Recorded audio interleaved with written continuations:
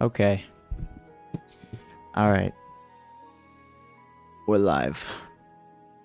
How's it going, everybody?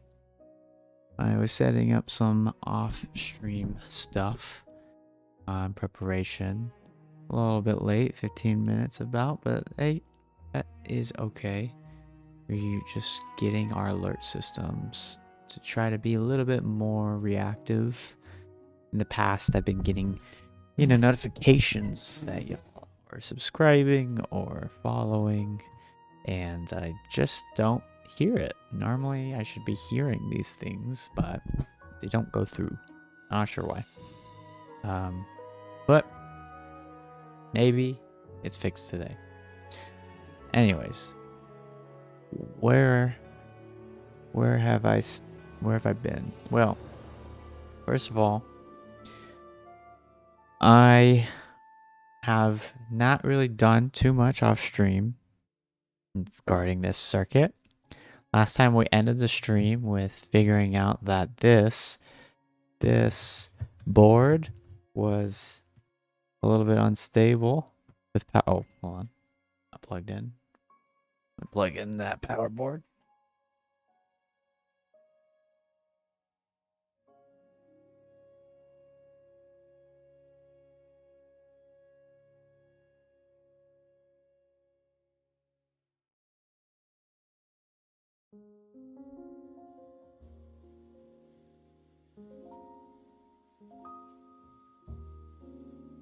Okay, there we go.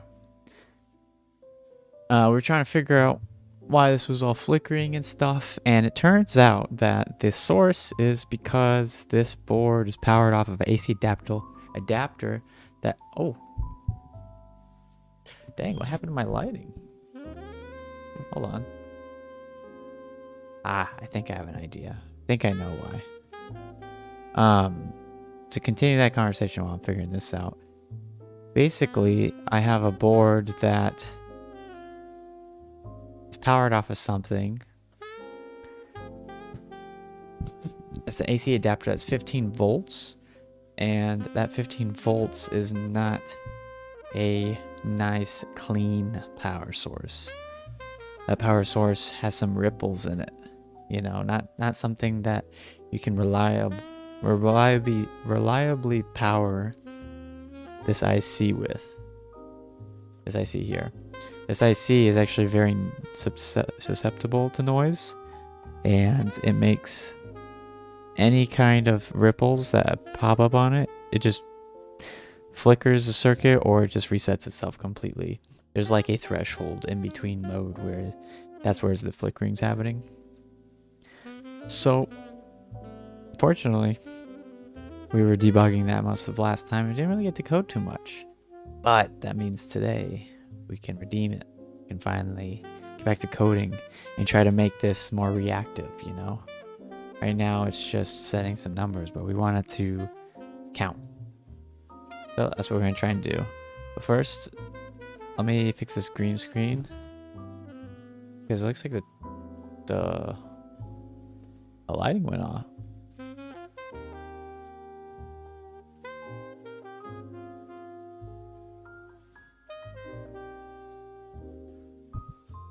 I'm not sure why.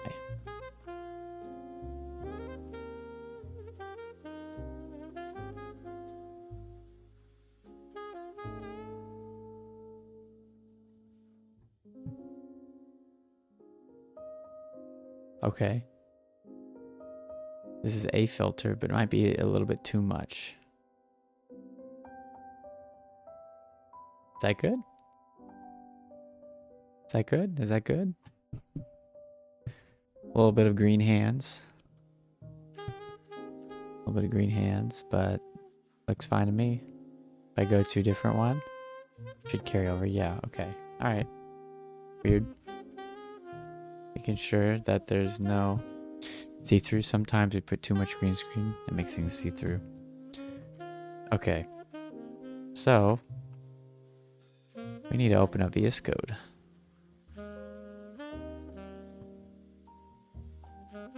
We need to open up VS Code and figure out where we were last time. So I guess I've been reading Rust outside of the stream. Like I was trying to figure out what this was about, the syntax. I learned this is a paradigm of functional programming. And what this is saying is that this spawner is something that your executor runs.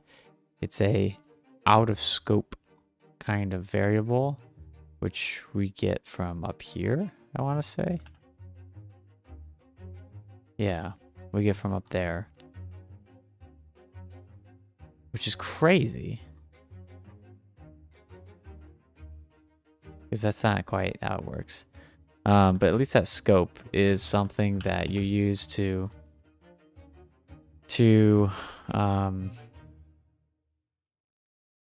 I think I want to say iterate on. They call this function right here. They call it a closer. I think the idea is that you have some object that you call the function on, and then you want it to trigger another function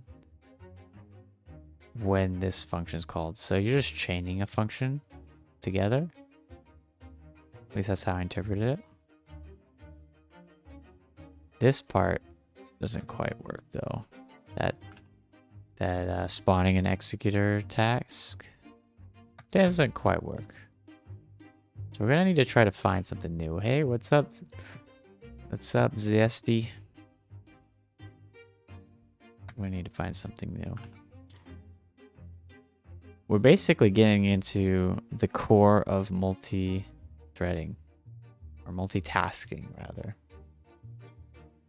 And I could trigger this on a hardware. I think I made some notes. Let's see, is there anything crazy from these notes?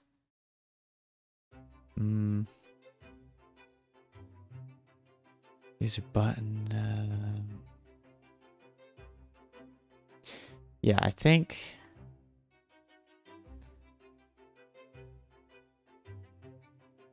interrupts for button press and counting down. We could do the button press. We could do that today for sure. So that way the code logic doesn't need this whole thing of checking. Oh, no, sorry. This whole thing. In fact, we might just comment that out for now, but checking if one of the buttons is pressed or not. We could set up a internal interrupt based on that.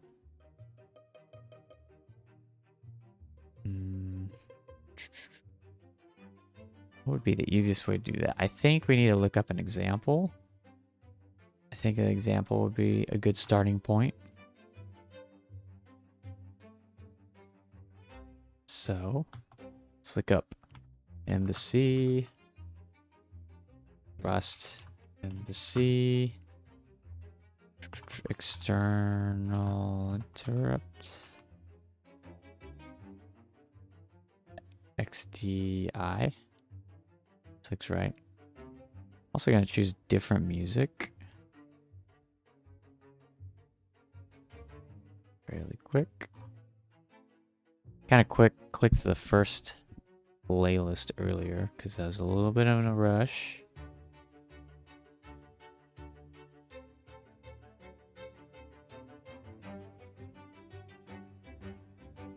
How about this one? Sounds nice synth wavy. All right. So there is a external interrupt kind of hook, if you want to call it that. Let's choose our STM board. STM U5 7 U5 7ZI. Here we go. All right, and then we're going to go. We kept this on any, although I just noticed this enables additional driver features that depends on embassy time. I wonder if I should do that. Yeah, we'll keep that in mind.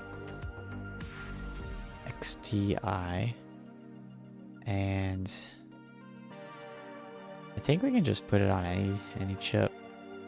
I'm gonna open up my datasheet and see if there's any special rules they have for external interrupts. First, we're gonna look in the board level datasheet. What was it? XTI interrupt. Let's look up interrupt first. Okay, interrupt is nowhere in this board, so, or in this document. So we gotta go to the official datasheet. Hey, what's going on, Abid? Is that how you say your name? Abid Ayub? External. Hey, Sean, how's it going? External. Jeez. Didn't actually do that smoothly. How about we go on the side here and look for EXTI?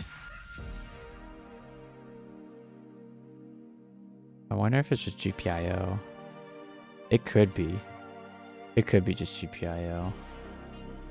Or actually, maybe this interrupt.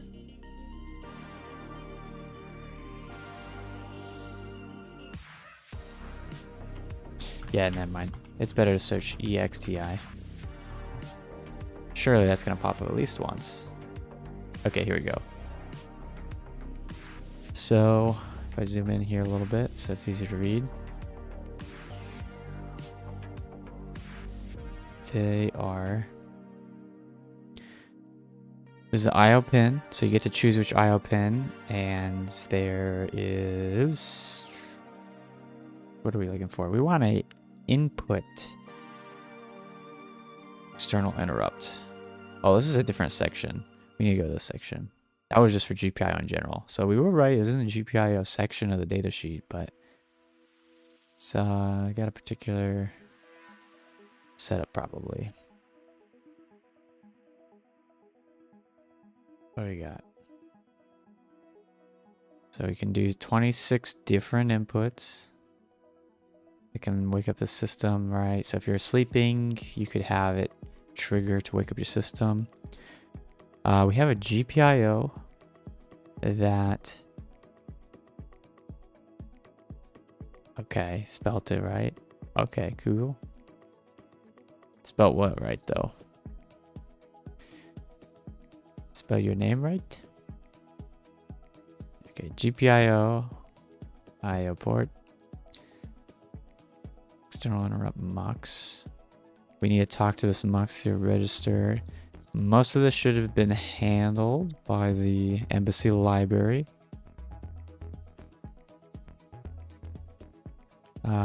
So we probably just gotta call something like this. I wonder if they explain it in these comments.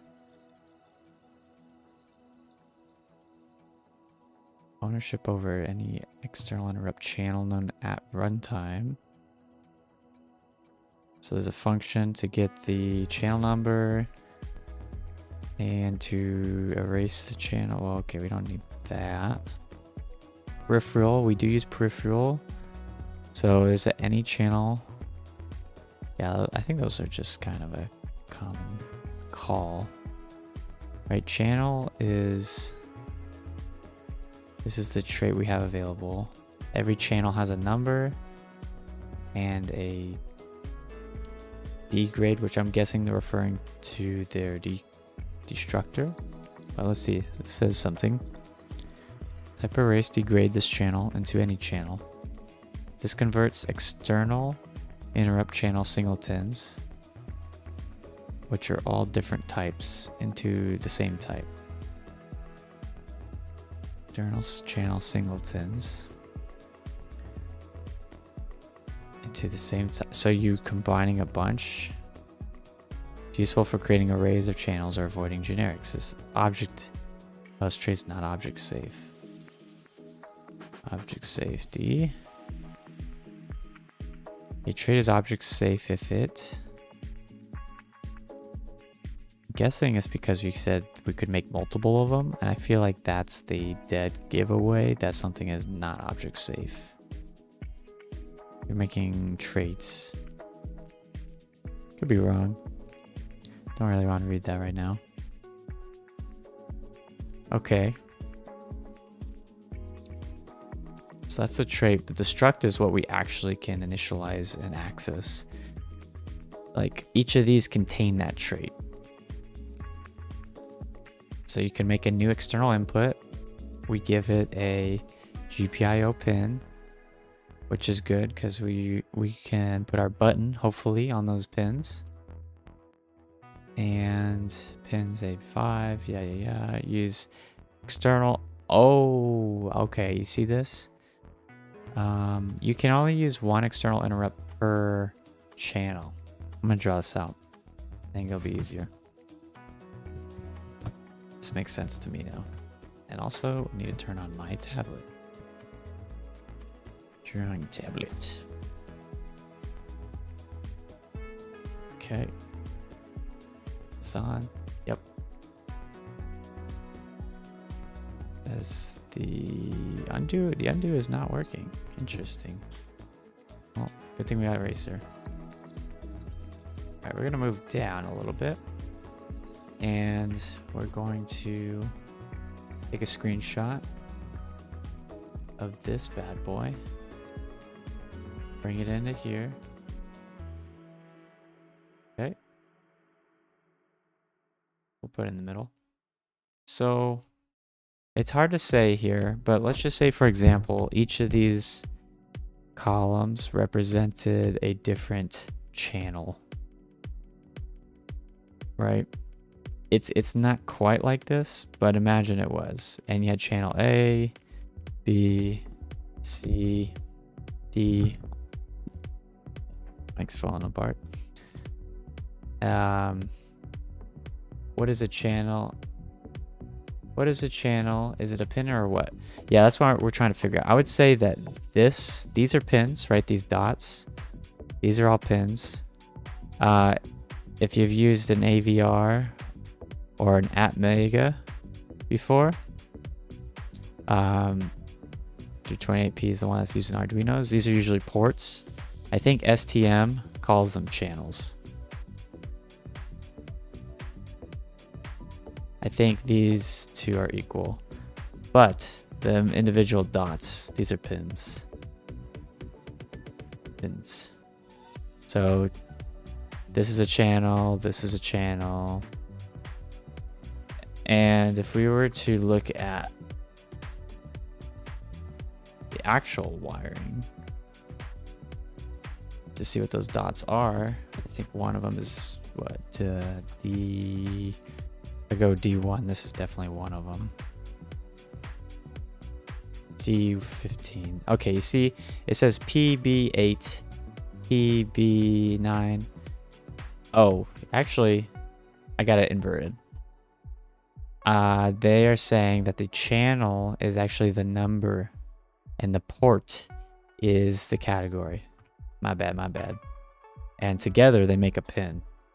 So a pin, a specific pin is your port plus channel name. So if we have the port, for example, PA5, that means you're talking about a pin.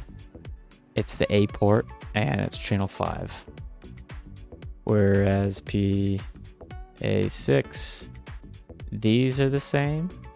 Or really, the port's the same, but your channel's different. Channel being 6 here.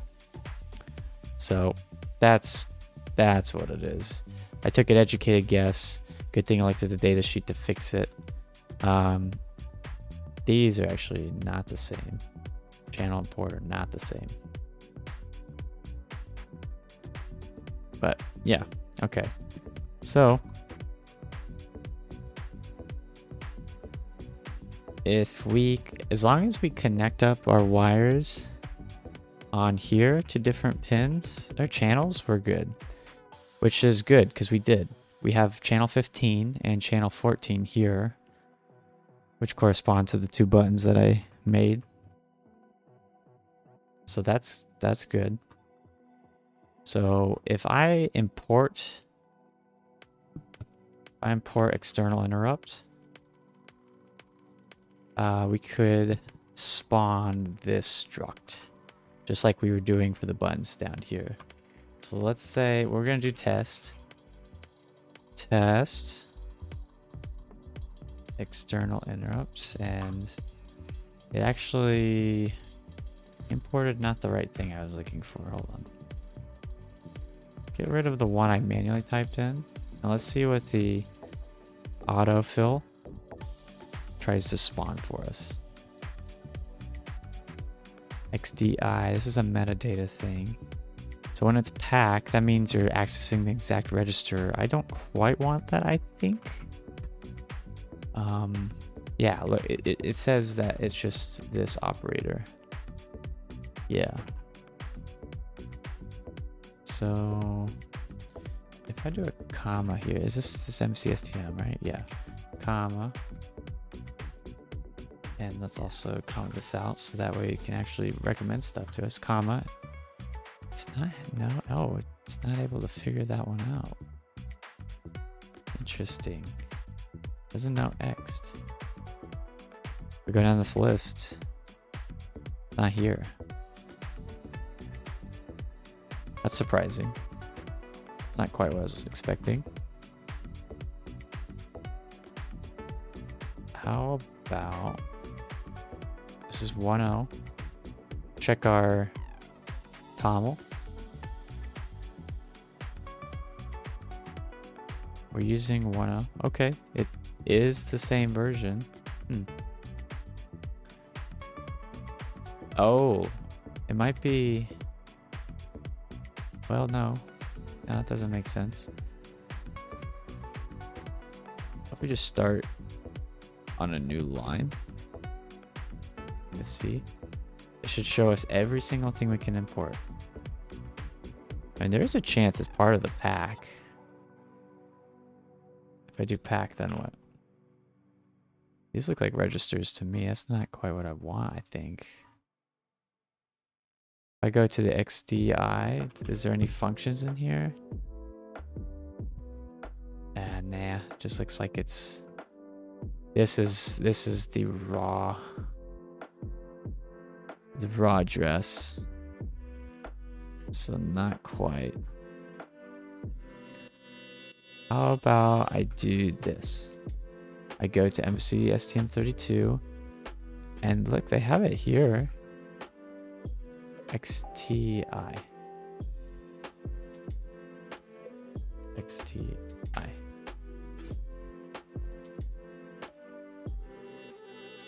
Unresolved import. Let me look if there's an example. It's a source code.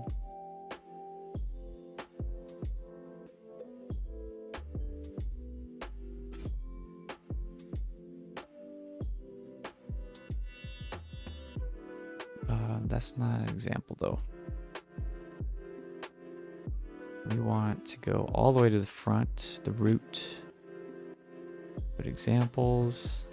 Oh, really? They had an update for CAN. Cool. That's good. CAN's really good for robotics. If I do a robotics project, that'll come in handy. I think it was the F4. Source bin, button external. Yeah, here we go. Yeah, it's right here. Just not popping up. Weird. I really don't know why.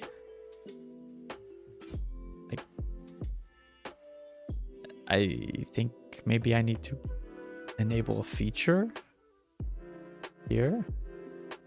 I really have to do that? Check the toml on their example.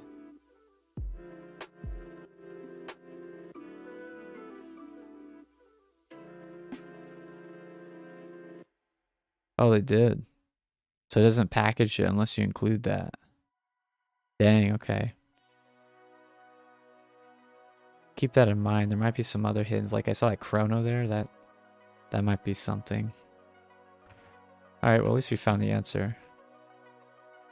Just need to add. Oh, the heck. There you go. XTI. Then this should be good. There we go. Yeah, see, that totally brought it in now. All right, so back to it. We're making a test, and this one is gonna be a external input. Oh, XTI. Gosh darn it.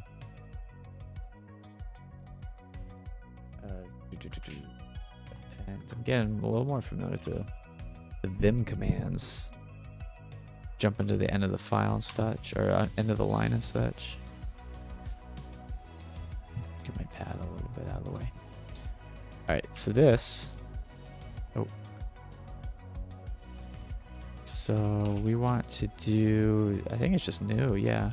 So the pin we want, it should be the same ones that these ones are. So we're gonna do keyf or pack dot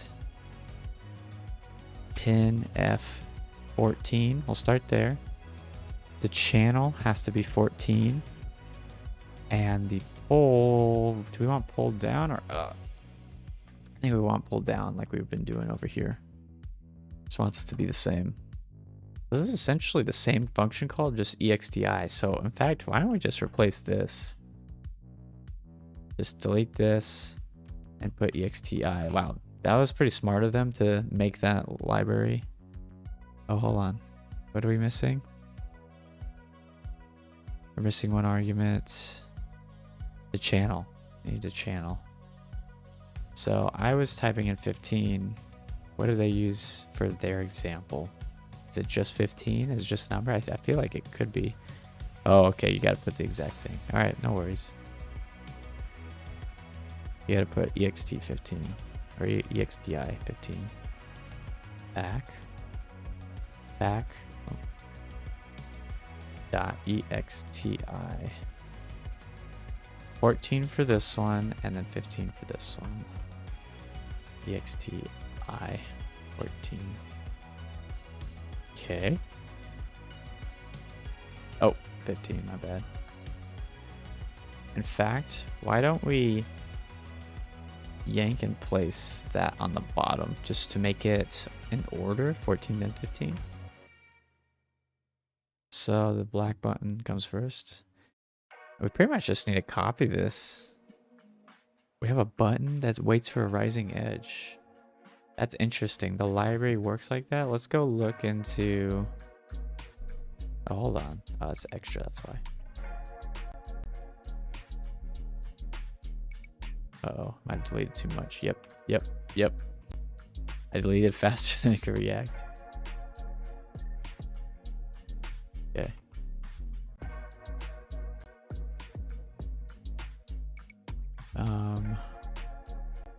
So if we go to the documentation, this will tell us all the functions we can use. So they look very similar to the button, the GPIO input.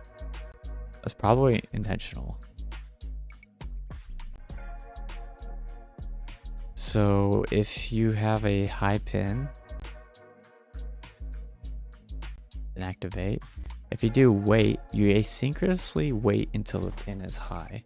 This returns immediately if the pin is already high. So this checks really quick. So this does a quick check. Cool indeed. Where was that at? So instead of us manually saying, hey, is this high? Is this high? Is this high? What we can do is probably wait. Do we want? Yeah, I guess wait for high.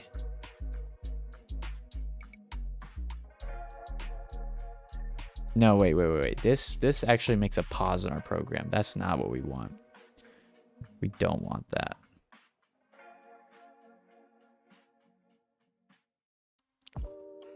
What we want is to see is low. No, actually, wait. If we do is high, this is just a regular thing. Right? This isn't even using interrupts.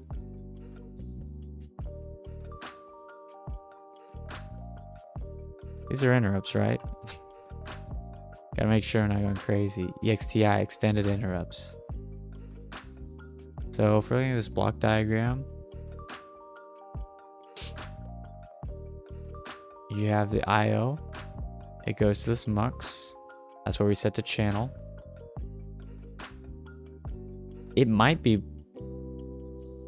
Is that a matter of fact or is that a question? It's non-blocking. Is high is non-blocking. You're right. That's true. This one's non-blocking. Yeah, because it's just checking the condition. I'm trying to see if I can make it where I put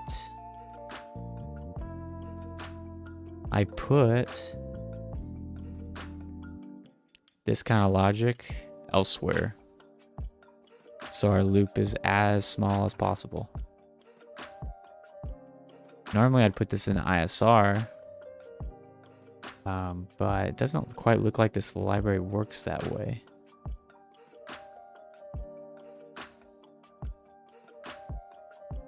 This one's getting pin level. And these are the really good. I think I have to do that.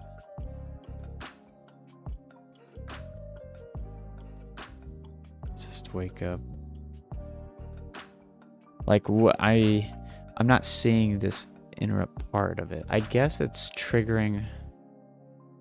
Hold on. Driver argument. This driver augments a GPIO input with EXTI functionality. EXTI is not built into input itself because it needs to take ownership of the corresponding EXTI channel, which is a limited resource. So that, wait for pin high. So wait for high. Asynchronously wait for the pin is high. This returns immediately if the pin is already high. So if we're already high, then you can just skip through it. But if you're not high, wouldn't you just be stuck there? Well, if you're asynchronously waiting, that actually might solve this. Because I think if you look at the source code for that, it only calls when it's high. So let me go to here and search for, what the heck was it called? Wait for high. Wait for high. Okay. Oh, shoot. Wait for high. Oh, there's 3 different methods. So wait. Oh, okay, let's read this first. So your function, it's a future. Oh, okay, this is an area that I still need to read up on, this futures idea in Rust. And I think that's why this is asynchronous. But you're making a future where you're passing in pin, which is super nested with these pins. That's kind of crazy. The pin and the port. If it's rising edge or falling edge, or really its value. So you're making a future. I see. So this is a callback if you have a rising edge. Yeah, I think it is. I think you're absolutely right. So if it's high, then it returns. Otherwise, it awaits. This interrupt awaits. Let's try it out. Try it out.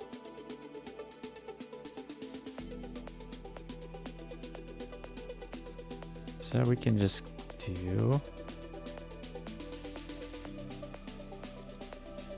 Is this really any different? I guess instead of this high, we're checking wait for high.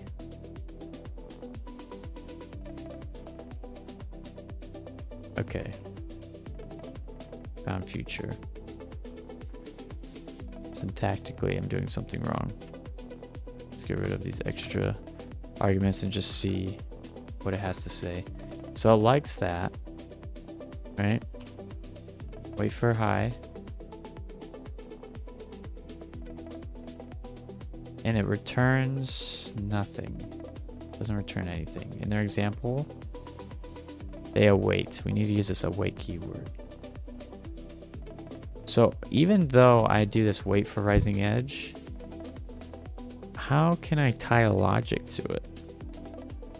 That's what I need to figure out. Right? Because if I do an await, oh wait, maybe I need to have some kind of like, there's probably a callback function. Is it into? What is into? Converts this type into, oh, that's not what we want. Yeah, there's got to be some kind of callback. Into future? Can you tell me IntelliSense, please? Please?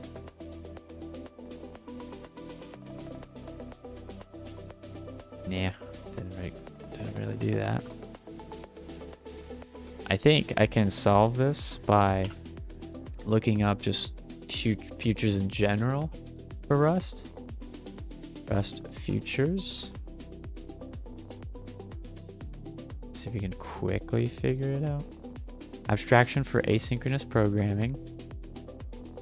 A single eventual value passed by asynchronous computations. JavaScripts call this promises. Streams represent a series of values. Oh, I have seen this. This one was really handy in this one quadcopter project I looked at. Syncs provides support for asynchronous writing of data. Executors are responsible for running asynchronous tasks. Oh, do we need to give it an executor? The executor being that we do some logic. This is our ISR, I think.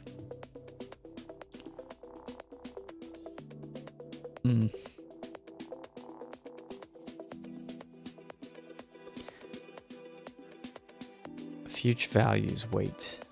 Let future values be this. Well, hold on.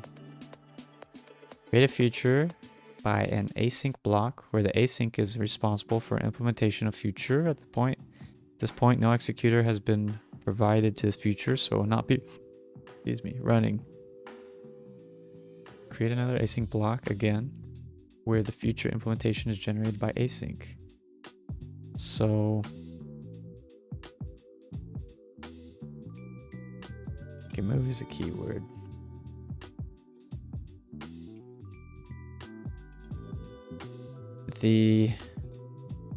Where do you see the ampersand mute? Is that in here? No, yeah, where do you see that? Ampersand mute. Mute means mutator. Ampersand mute means you're borrowing it. You're like passing by reference, sort of. There's the more rules than how it would be in C when you pass by reference.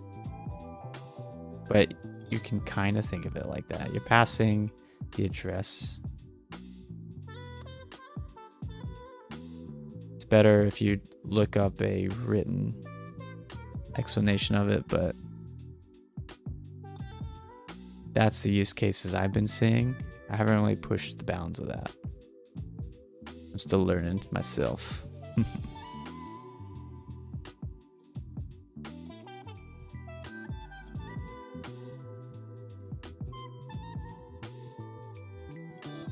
What if I go to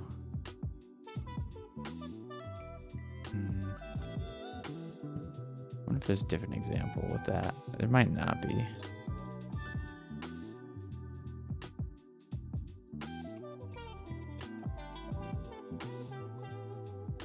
Flash async. This could have a future thing going on. If I search for the word await. Yeah, here you go. Oh, that's true. We have used this timer function before. We've used it where it checks. It does it does this. It awaits till this is true. So I don't know if we want to wait necessarily. Await actually just waits until that's true.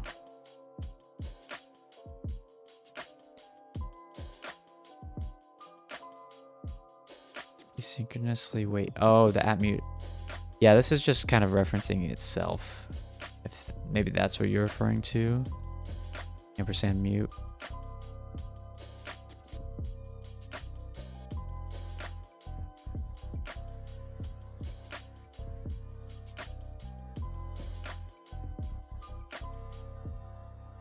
Go to future. This is in Rust, future RS. Or is this just regular Rust? This might just be regular Rust. Rust up. Yeah, never mind. This has nothing to do with embassy. So wait for a high. Just pass. No, because you're passing yourself. I see your point. The ampersand mute could have been the callback. It doesn't look like it's written in that way.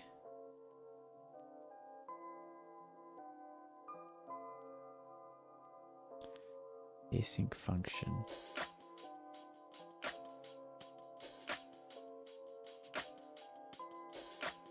Turns immediately if the pin is already high. So it looks like self is checking the pin. So that has to be whatever was calling it, which was this white button, which in this case would be our external interrupt input. So we don't pass any parameters. That figured that part out. We mostly get this await thing here. Oh, what's this polling? I clicked on await and it brought me to this big explanation. Trait of a future. Attempt to resolve the future to a final value, registering the current task for wake up if the value is not yet available. Returns polling if the future is not ready yet. Ready if the future is ready. Once the future is finished, client should not poll it again. When a future is not ready yet, poll returns poll pending. Wait, did our example have a while loop still? Not that example. The heck would go button external interrupt. Yeah, okay, it's still waiting. Wonder if we can like figure out how it works just based on us calling it. White button cannot bar white button as mutable, as is declared as a is not declared as mutable. Oh, we need to make it mutable. So that means mutable. It's also mutable.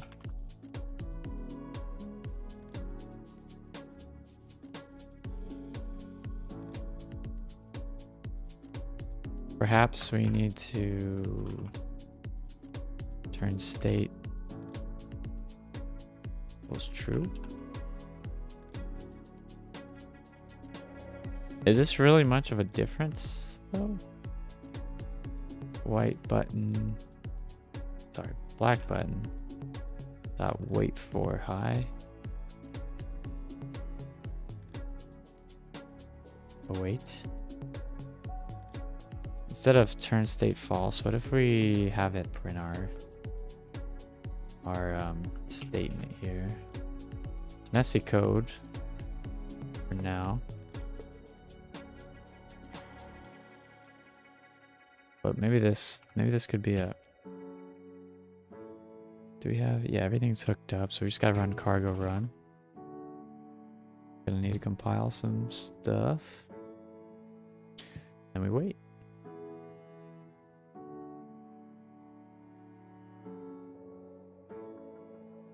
Okay, so good news is it's not spamming printing stuff, which means it's actually waiting here, which to me seems like it's just busy whiling. So if I press black instead of white, so black is on black wires. Okay, we don't get anything. If I press white, we get it once. So in terms of like controlled, I hold them both and they go back and forth. It's a busy while. This is acting like a busy while. Well, I mean, are we really testing that? I don't think so, actually. So how can we make...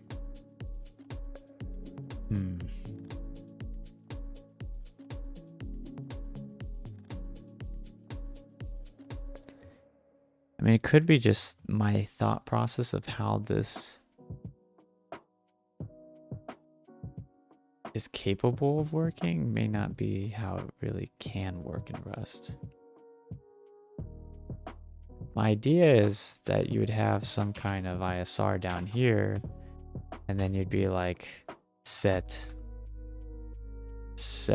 turn state true, like pretty much the same logic, just these exist down here.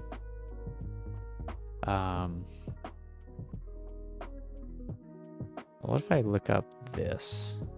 So we Google search for this, try to find maybe a different post about it, something like that. Okay, this one might.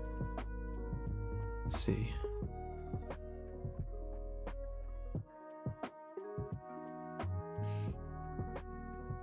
Oh, went too far. Too far.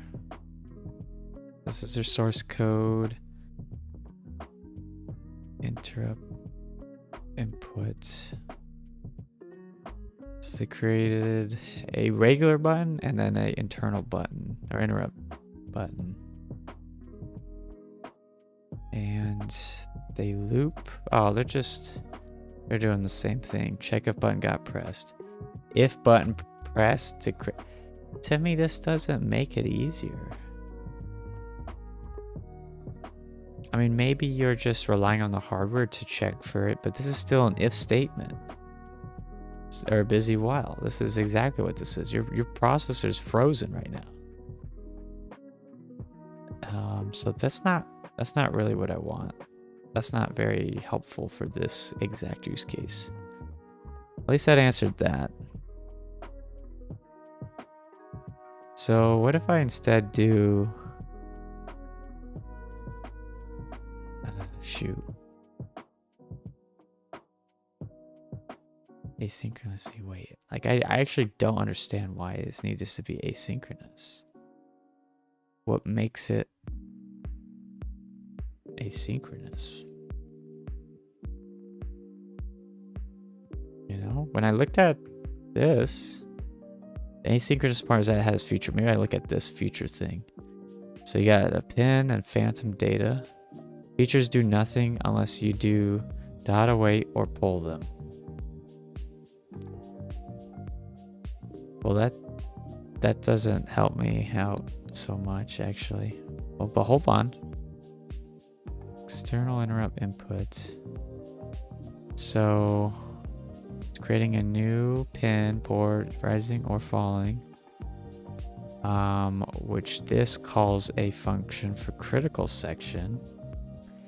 You pass nothing as a parameter or a function to be iterated on, I guess. You got a pin. You are modifying this register. Rising trigger register. Is this how you read it? Oh my gosh. This answers a totally different question of mine. I was trying to figure out how you possibly write to registers. And this is it. This is it. You have to give it, oh, hold on. The register size and integer size 0. So they passed in this. This was what it was called. From pointer was that. Is this a generic? This is okay. This is the like peripheral. This is the exact register. You're modifying that register. Oh gosh, that's what I needed, is this modify keyword. Jeez, I looked everywhere for this off stream. I couldn't figure it out. Well, okay. Good news is that answers my question. If I ever want to do anything manual in Rust, this is how you bit bang it. This is how you bit bang it. Let's double check that. Like if I wanted to do it, because this was an exact use case I was trying to do before. Embassy for the DAC, let's say. Right? If I wanted to do it for the DAC, well, let's go to the top of this file. This is a huge tangent, but this is actually a huge. It's important to me. Lines. Huh. So I think it was something like this, pack, and then DAC, let's say, DAC 1. Do something like that.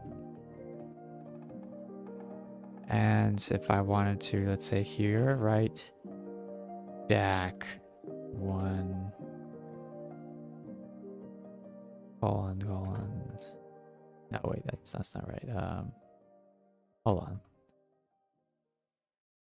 DAC, lowercase DAC first, then this one. Or maybe I do this.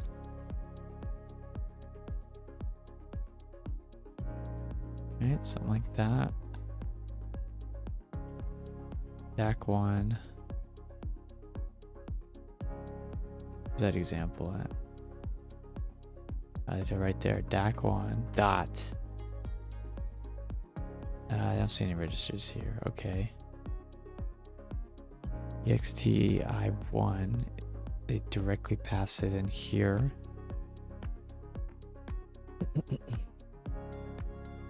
Use crate pack. So maybe I do need to import that instead of what was going on here. DAC. Oh, pack first, then DAC. DAC 1. Right? DAC 1 dot. Oh shoot. Oh shoot. Yeah, this was totally it. And let's say I wanted to write to the control register. Dot modify. Oh my gosh. Modify. And then this is where they did that. Shoot. Okay, I think you need this to make it critical. Make it a reference, maybe? Not sure. W.cn1 or true.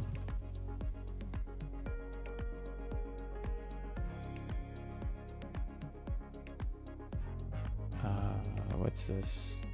Self. Oh, okay, you don't need anything. Is that all you need? If that's how you modify registers, please tell me this compiles. I mean, it should. We have extra. Where's this at? Oh, right.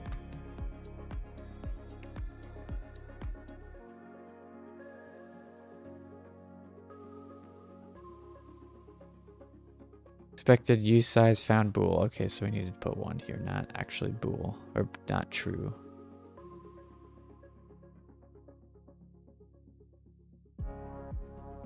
Here. This needs to be 1.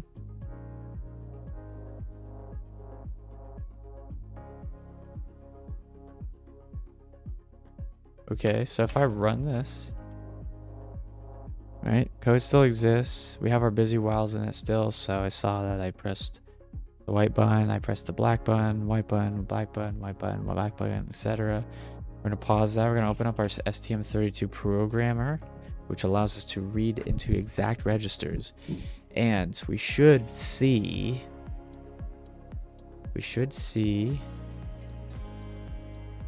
hold on, that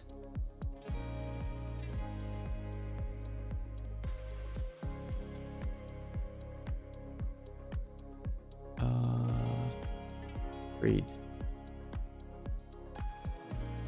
Disconnect, connect, registers, back one, read. Read, read, read, read, read, read. Not reading. Why is it not reading? Why is this not playing? That's the real question. Why is this not playing? Still should be Oh. Wait. Hold on. CPU halted. CPU reset. Halted. If I do reset.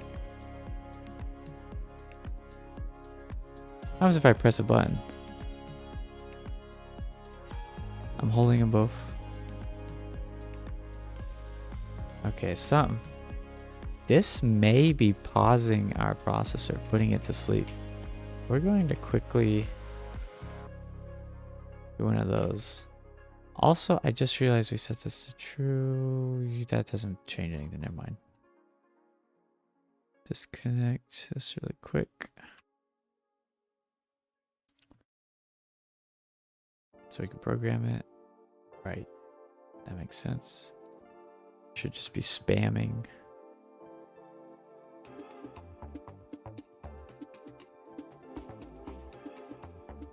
Okay. Connect to it. Registers. Read.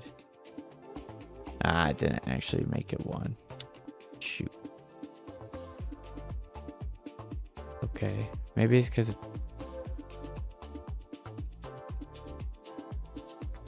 go to read right. Not right. We want right. Yeah.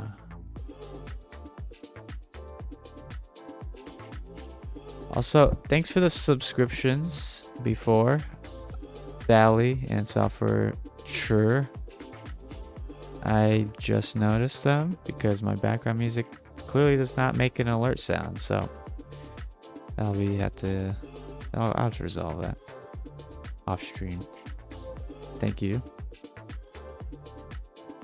Yeah, but this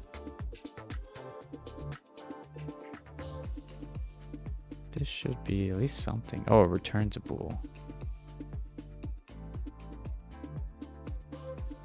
If I pass n into it, n comes down to here, and it says, hey, is n less than 2? If it is, then n times 16 plus 4 equals offset. Because I think the enable bit's all the way at the front. And then it says take self, shift it all the way to the right 16, or whatever this number is. 1 plus 14. And it with 1.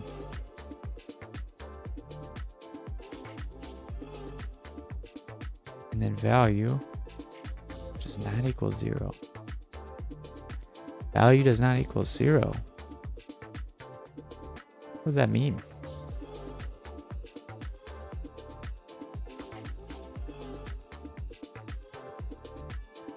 Calibration channel? Oh shoot. That's the wrong function. We just want enable. Channel enable. Okay, hold on. Maybe that's it. That could be it.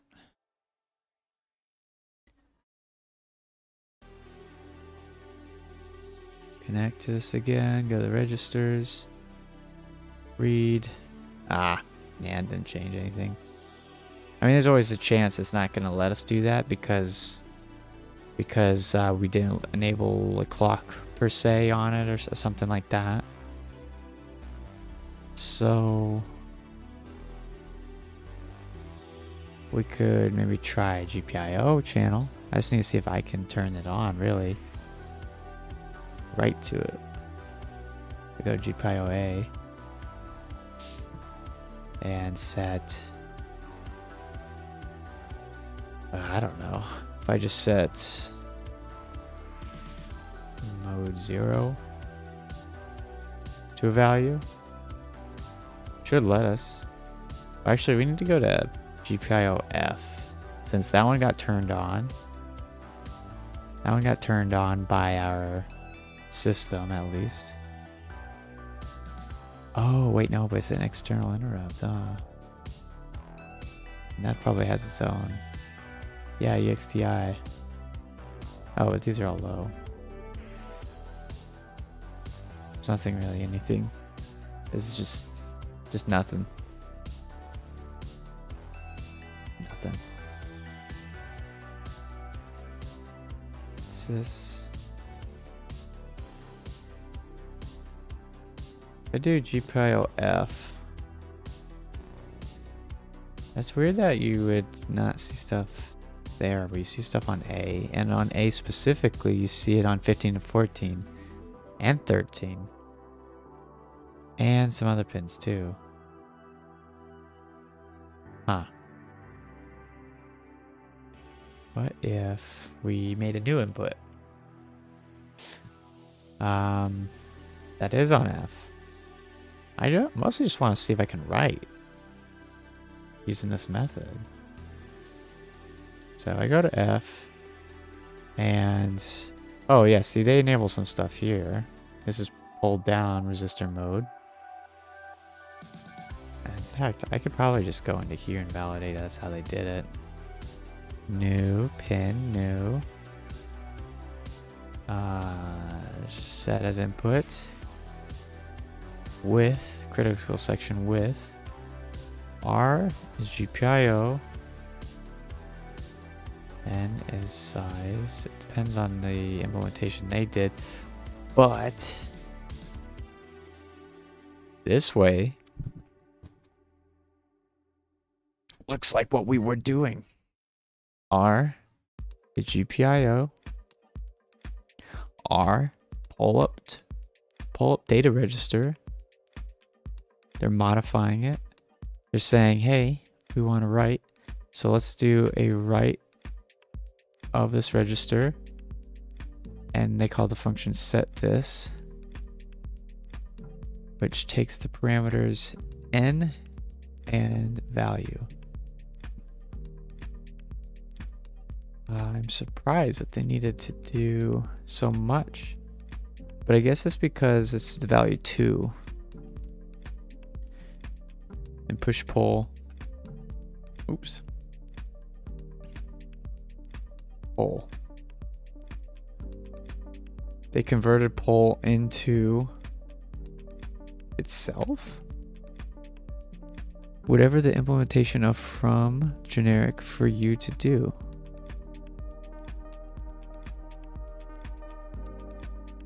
Vals. Okay, well this one is doing the O type. So they have a function called set O type that takes n. I just realized I'm not really showing the code. Takes n and a value.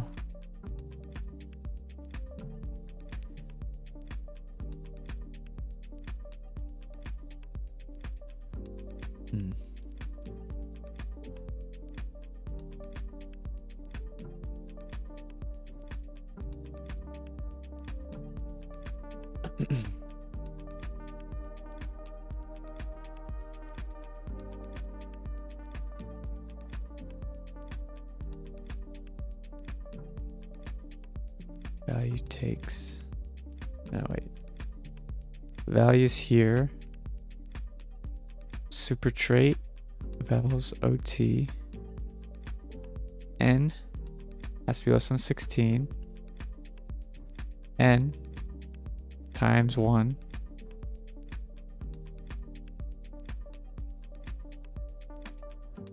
plus 0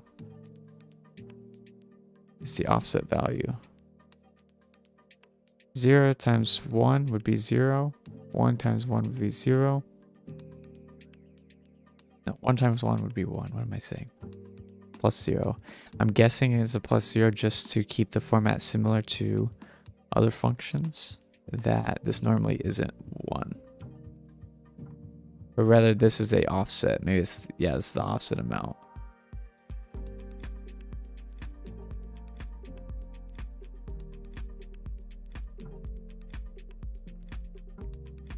So self being the register. So the register value at 0, at bit position 0, bitwise and 1 shifted over by the offset, which in this case is bit position 0. So is bit position 0 reading and whatever your number needs to be.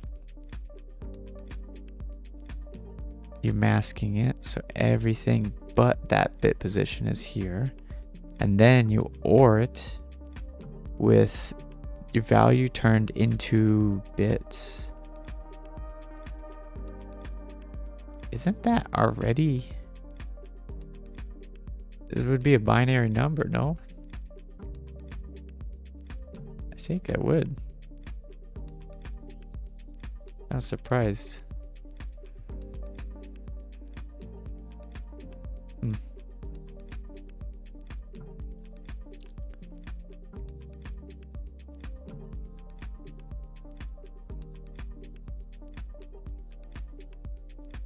Sorry, I'm just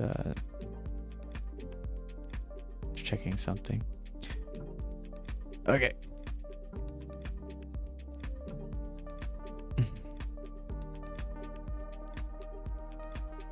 There's some more complicated logic, but it does seem like I might need some function like this. What was I doing? I called it function, but it wasn't quite acting how I wished. I called just 1 there. They called something like that. What if I go to the DAC? Right? If I go to the DAC initialization, that could be it. So if I went to use embassy,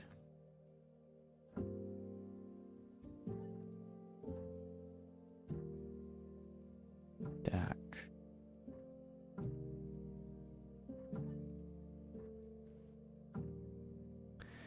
and we find some function where they do a new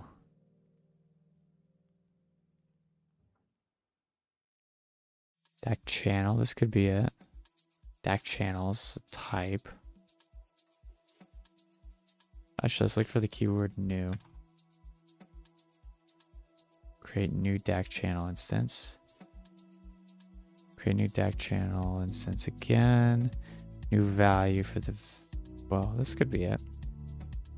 All right, write a new value to this channel. If triggering is not enabled, the new value is immediately output. Otherwise, it will be output after the next trigger. So this one, you pass it the value you want. The value gets converted into the correct sizing or bit position placements, and then it is passed. This is a match, so like a switch case.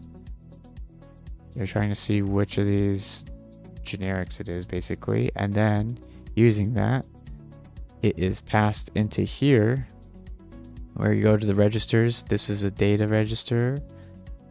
Apparently it needs a self IDX. That's unique to that. And then you write to this register and you use this function called set DHR, which you pass in the value here. This is some goofy syntax. Is 0. It's kind of doing the same thing though. Your value as a U32 unsigned 32, you're masking it with FF just to get that first byte, 8 bits, and that's shifted over 0 bit positions. So essentially just the first byte of your value, because 8-bit, which matches our comment here. Then you are ORing this value with the register's values. So you're writing 1, or you're comparing these two values, and then you're writing it back into the register. So the 0 means the register. But if you're doing write line B,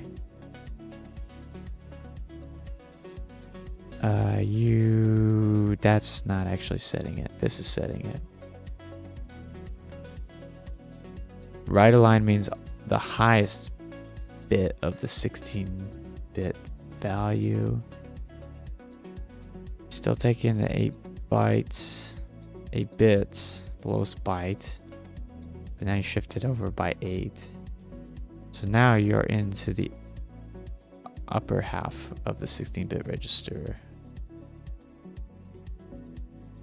Same thing here, but you still close 0. Not sure where the 0 is for. But, okay, I see. I'm not going to be doing that, because I'm not working on DAC right now. And we want to see if we can probably use their library for the EXTIs. But that also means I should be able to turn on a timer interrupt. Huh. I should be able to turn on a timer manually and then have that be tied to an interrupt down here. It's just, I think the point of this library is for you to not do that. You just pull everything, which I don't know if I want that. Not sure if I want that.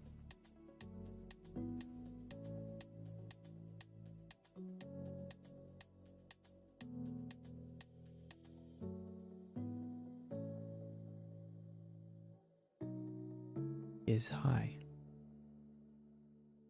Howdy, Johnny. We're in async world.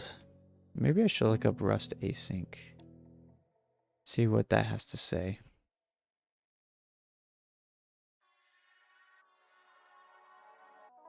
Embassy async? Embassy async Rust? Because I think they have a dedicated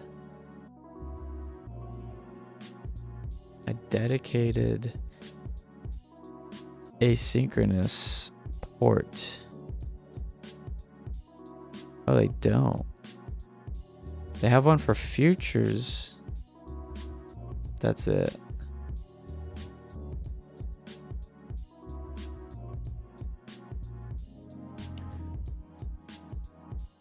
They have sync. Say sync. Synchronization, primitives, and data structures with async support. Okay. This is, oh, if you want things to synchronize, this is different. This is where you have different tasks or threads. Okay. Huh. Yeah, I mean, I really thought it worked differently. And I'm guessing none of these other ones are going to be based around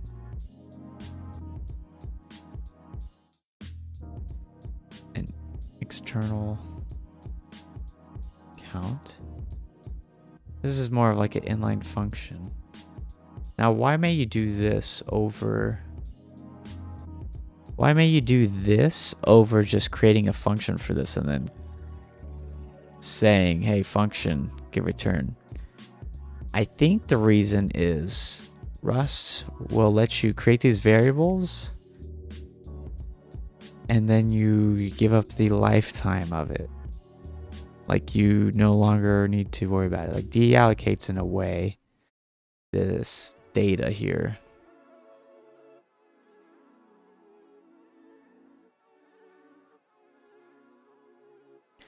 All right, you got sample passed in as a parameter.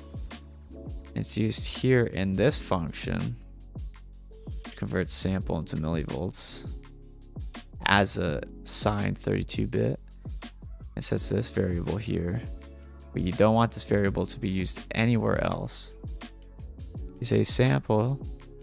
Let's take this sample and subtract it from 25.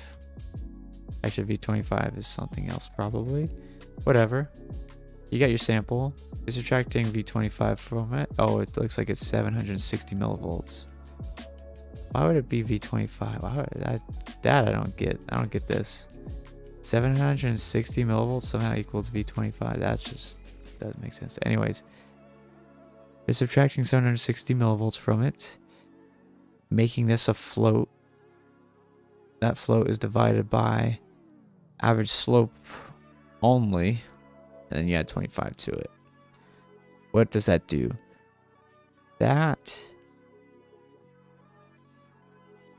This gets returned because there's no semicolon here, and it gets set into this function, convert to Celsius. So if you convert it to Celsius, well, you'd have to rewrite this if you wanted to use this kind of thing any other time. But you create a read-only sample that you converted into Celsius, and you should be able to look at this any other time. So it goes down.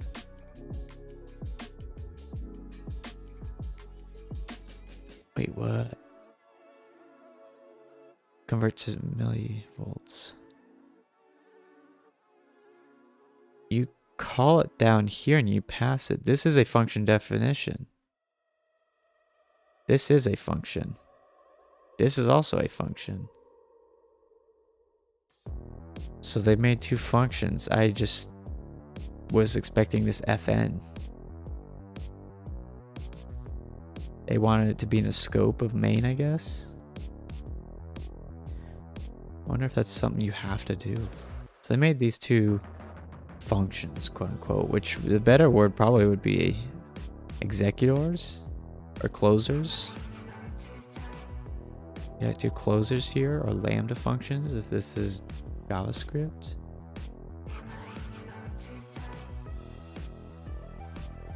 It's called here. They call it here, and it's just kept in the scope. Yeah, I mean, I don't quite know why you'd use this over a function. Maybe there's something to do with the way parameters are passed in, but that's just I don't know. Anyways, didn't find our example that we're looking for. I2C async. Hold on. Async usually means interrupts. Is there interrupts on the non-async one? Oh, there is. Dang.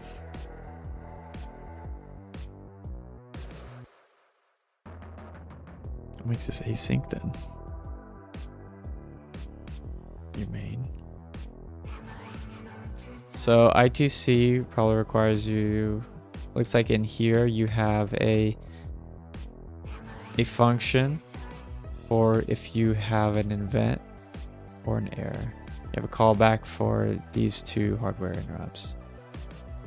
So then they created a I2C object. They passed in some parameters for that object. Initialized it to operate at 100 kilohertz. They then hard-coded a value into this command. They created a buffer that they'll be populating with when they read. They have this match. This is different. This is different. Is that what I need? This could be what I need, actually. Yeah, I think this might be it. So, match is the switch keyword in Rust. You're taking this object I2C that you made up here. You're calling the function writeRead, which is an asynchronous function, mind you.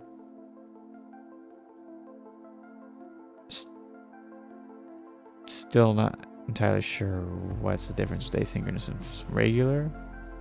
We'll come back to that maybe. They call writeRead. They pass the address, which was hard-coded up here somewhere, right here, 96. They pass in a mutable reference. No, sorry, not mutable. A borrowed reference of the command. I'm not too sure why you need to have that borrowed. And this one's a borrowed mutable. of the buffer. See, this one makes sense. You are trying to overwrite this. I guess I feel like you should be able to write a copied version of the censor command. Maybe you don't want the command to change. You don't want to take the chance of somehow this getting changed, but it's a let, so it can't change unless something else overwrites it. No, that can't. You have to put mutable for it to change.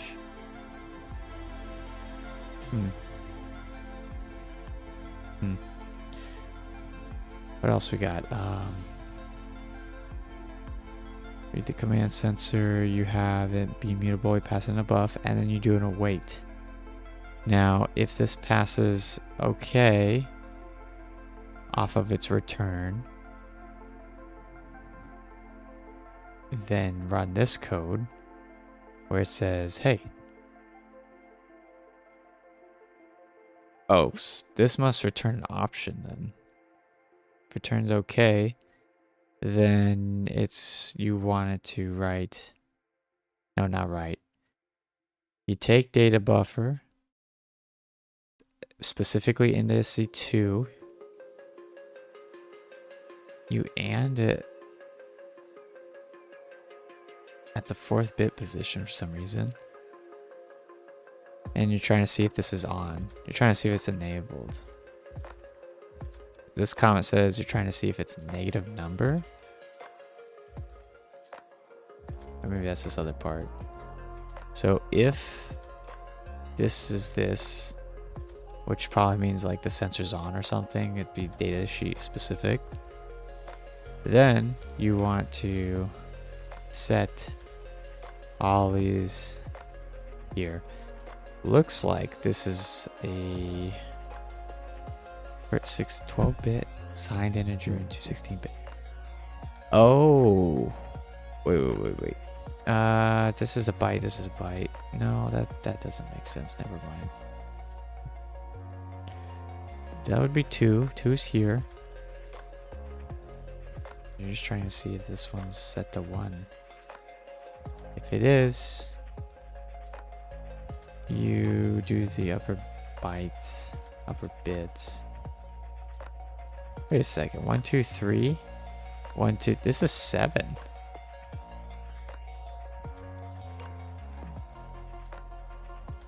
Okay, well, this isn't really important for what we're trying to figure out. There's some logic. They do some logic. If this is okay. If it's not okay, they return error. Meaning that this function returned an error. So this is nothing to do with the await. This only has to do with this function returning an option, which most functions do. You could do a unwrap. This is the proper way though to handle these functions in Rust, where you're just double checking to see, hey, did our function pass? If it passed, do some stuff. If it didn't pass, we don't want you to just ignore it. We want you to tell us, hey, there's an error in the command console. The command console, but well, I guess that's fine. Huh. Whereas if you did this without the async, how does that look?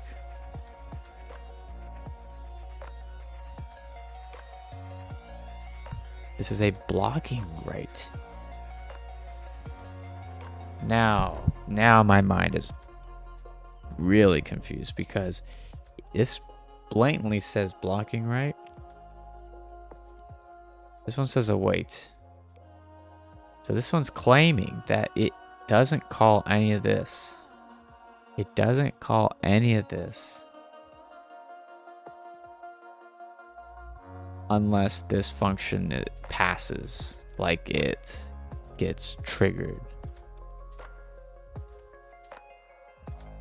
I feel like I'm just using the way I had it wrong. Well, let's see. This is the button example they had. They did something here, and I wrote it off. Here we go. Check if button got pressed. If button got pressed, decrease the delay value.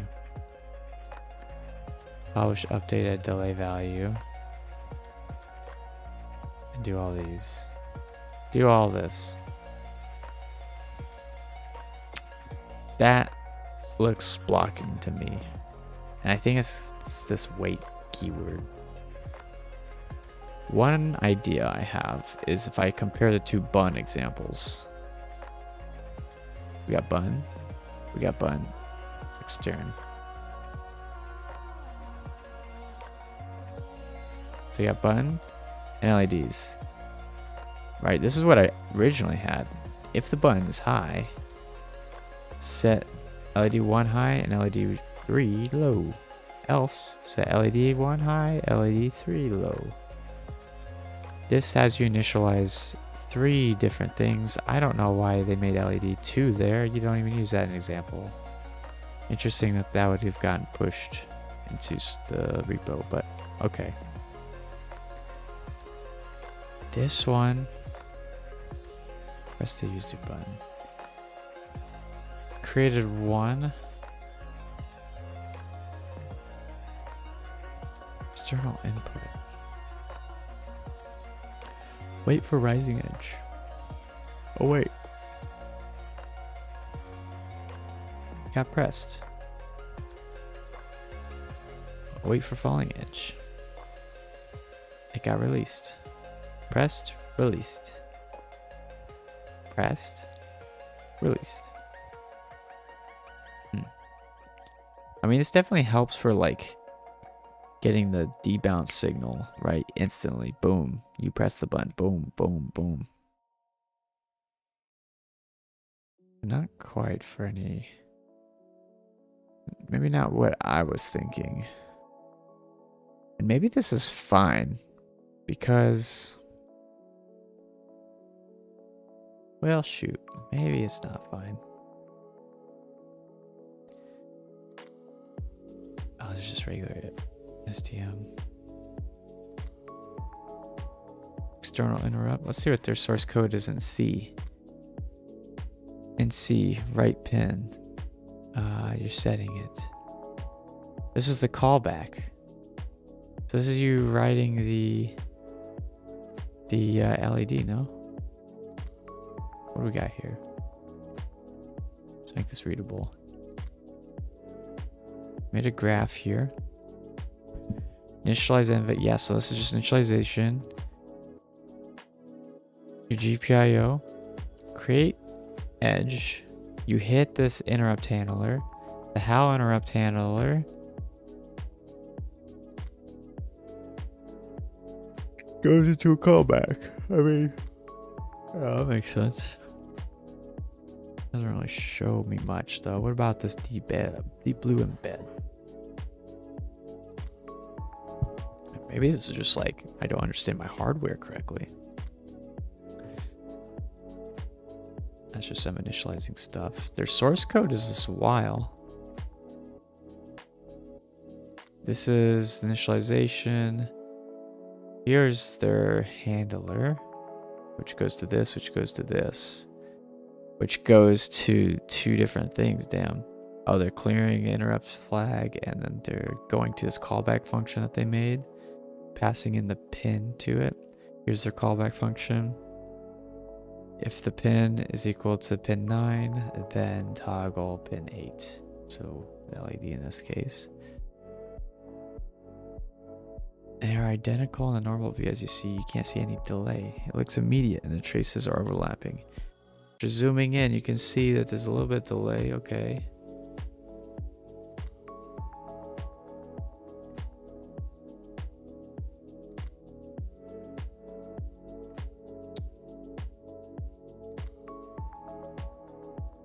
You're just using a interrupt.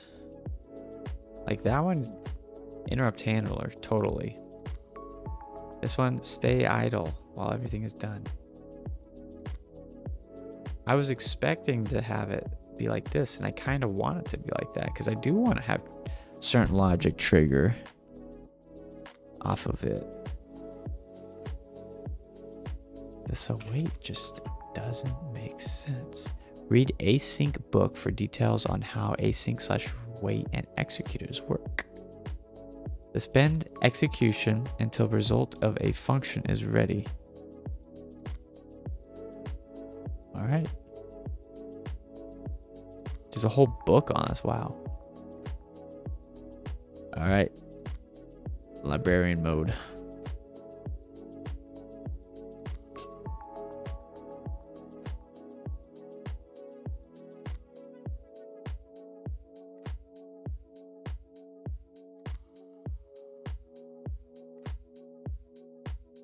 It's talking about concurrent programs, and there's a few different ways you can handle concurrency.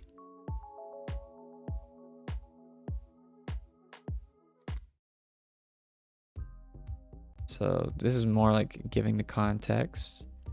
Event-driven programming.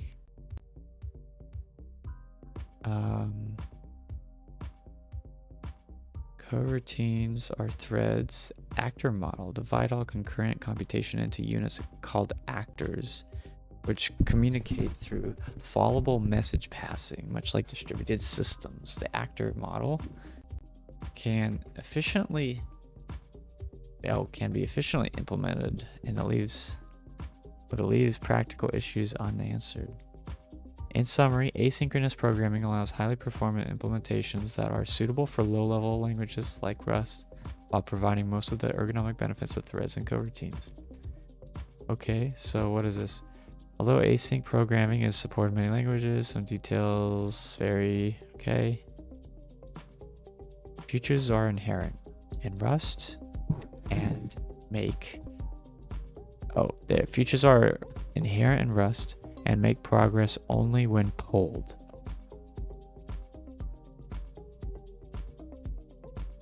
Okay, so when I see polled, I think the program needs to hit that line,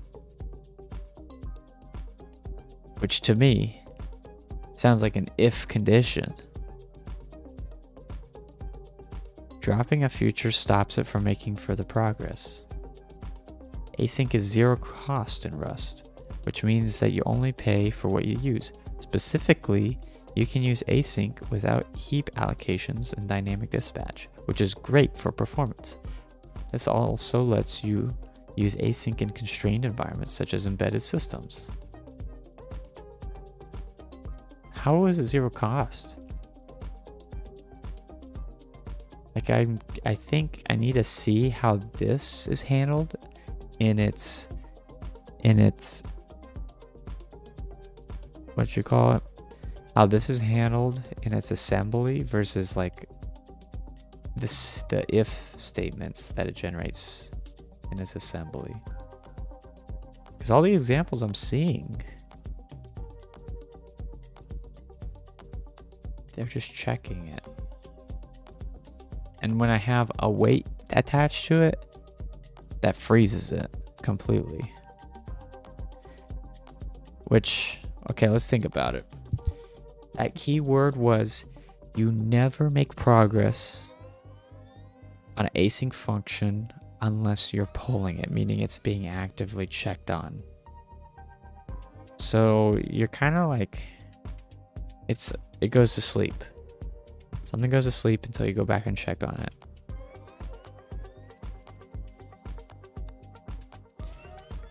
I feel like you have to do the await in this context where we have these external interrupts, because the external interrupts normally get handled by hardware, but this is a software piece trying to figure out if an interrupt was pressed or not, which I feel like you should just use a GPIO. Like the pin, you're limited to the pin. You can't change off the pin. Just gotta be. If anything, it's just like maybe more performant. You don't get debouncing, right? We got the rising edge calls, but does the regular pin? Hold on, let's see if the regular input. See if regular input has rising edge detection. Input is low is high. Okay, that's the difference. So you do this if you want to get triggered edges.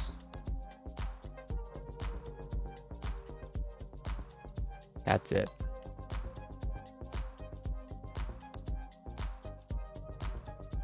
Okay. But to me, I don't know if I want the waiting. I don't think that's a good idea.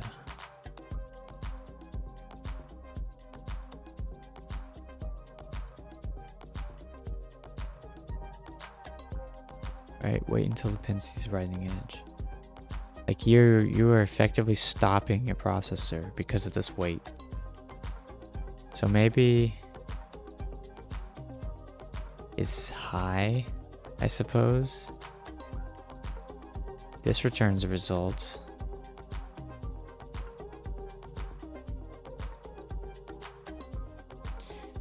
Yeah, it's hard to say.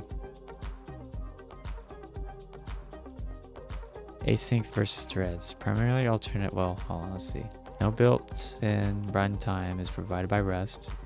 Instead, runtimes are provided by community-maintained crates. Oh, okay. In our case, Embassy made a runtime. Both single and multi-threaded runtimes are available in Rust, which have different strengths and weaknesses. Async versus threads in Rust. Primary alternative to Rust, or to async in Rust, is to use OS threads directly through the standard thread. Okay, this is one way to do it, and you can do this in C. Other languages too. Spawn another thread to do some work. They're suitable for a small number of tasks. They come with CPU and memory overhead, that's right. Spawning and switching between threads is quite expensive, as even idle threads consume system resources. Yep. A thread pool library can help mitigate some of those costs, but not all. However, threads let you reuse existing synchronous code without significant code changes. No particular programming model is required. In some OSs, you can also change the priority of the thread, which is useful for drivers and other latency-sensitive applications. Okay, so yeah, I'm sure this is probably handy for OS development. We can't do that on our... This is part of the standard library, so we can't do that one. Let's look at async. Async provides significantly reduced CPU and memory overhead, especially for workloads with a large amount of I/O-bound tasks, such as servers and databases. So, reduce CPU and memory overhead. Sounds good. Especially for workloads of I/O-bound tasks. Also good. We are no longer locking up things, hardware. But I think if you call .await or .wait, you are blocking. All else equal, you can have orders of magnitude more tasks than OS threads. Okay, that's nice. That makes sense why they would want it for servers and databases then. Because the async runtime uses a small amount of expensive threads to handle a large amount of cheap tasks.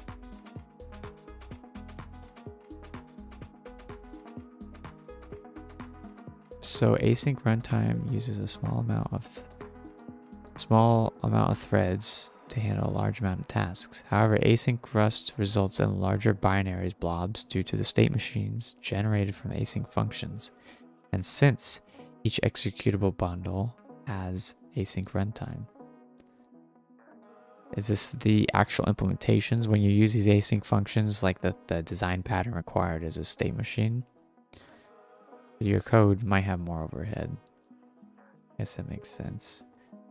I haven't seen how the difference of the OS thread, but you kind of do just use the same function and you just spawn a thread again. So I can kind of picture what they're saying here.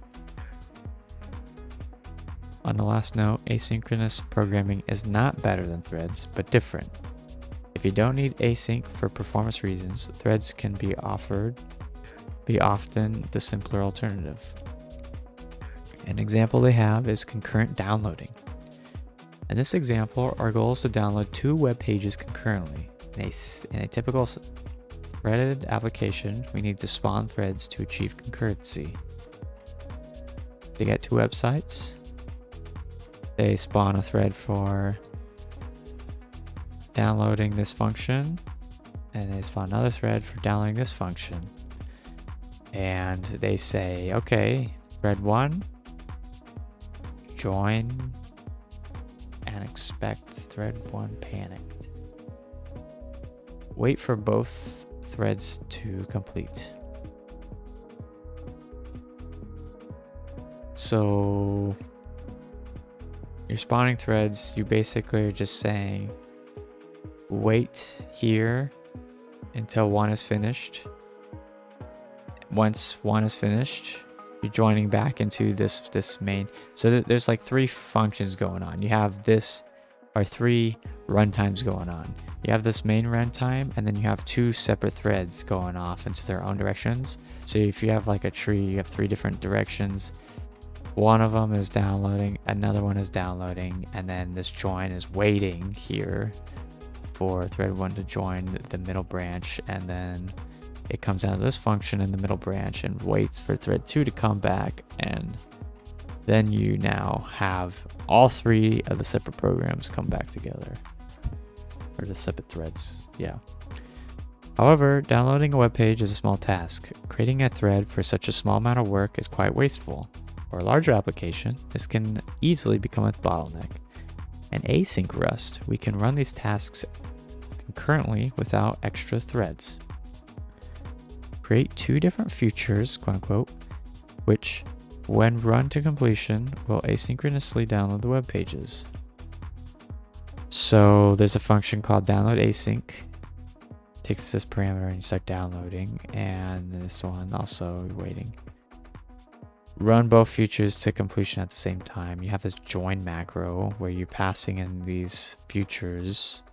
You're saying, hey, let's wait for these features, and then we exit out.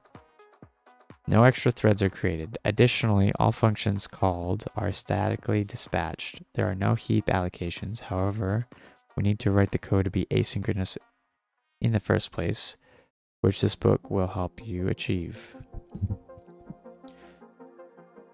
Statically dispatched, and there are no heap allocations.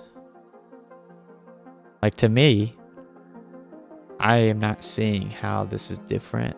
They're claiming it's more efficient, but I'm not seeing how it's the processor is not going off to the side. I guess I don't know what this function does, so that would be answered if I could see the definition of this download async function. Because this thread, it makes sense to me because it's using this thread library, and I can picture what that does at the OS level. But async, they're saying it doesn't do any threads, so what is it doing? You can mix both. Okay, it's just saying you can use both. Yep. The state of asynchronous Rust. Let me drink some water real quick. A lot of talking. Jabberjaw.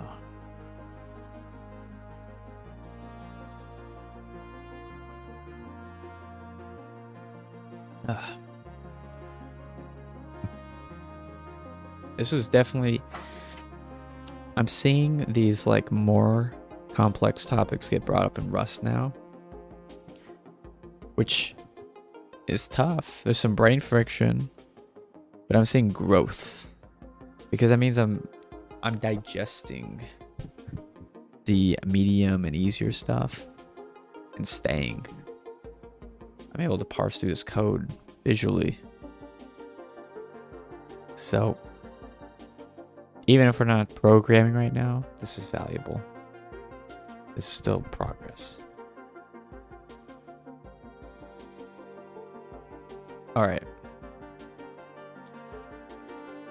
So they're just saying async is supported, but it's still maturing and could change. Yep. Just saying some points. It's got good runtime performance, more frequent interactions with advanced language features such as lifetimes and pinning. Okay. So I'm guessing this is where it pays off, I suppose. Compatibility constraints between sync and async code. higher maintenance burden. Right, that makes sense. Multi-threading, that's gonna be more maintenance. Multitasking has to be more maintenance. Yeah, sure. It's more difficult to use, yep.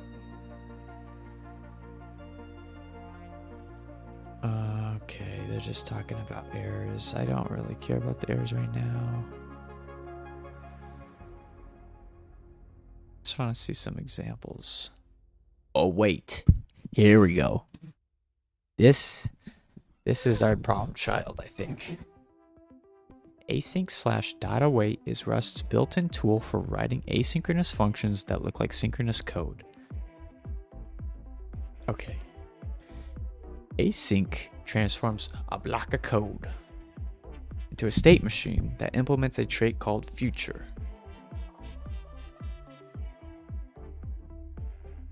Calling a blocking function in a synchronous method would block the whole thread.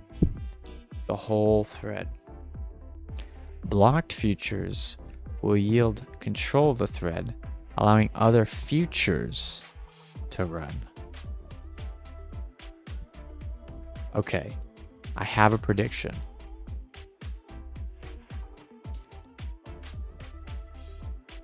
Are we recalling this main every single time we hit this await? Or not that one, sorry.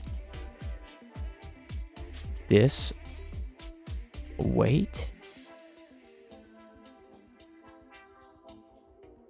Let's keep reading. I added some dependencies, so futures, okay, yep. Create an async function, use async, yep, we got that. The value returned by this function is a future. Anything to happen, the feature needs to be run on an executor. So that's why it's called executor. This is a Rust core thing, not an Embassy thing, but a Rust thing. It's executor, this idea of an executor. Okay.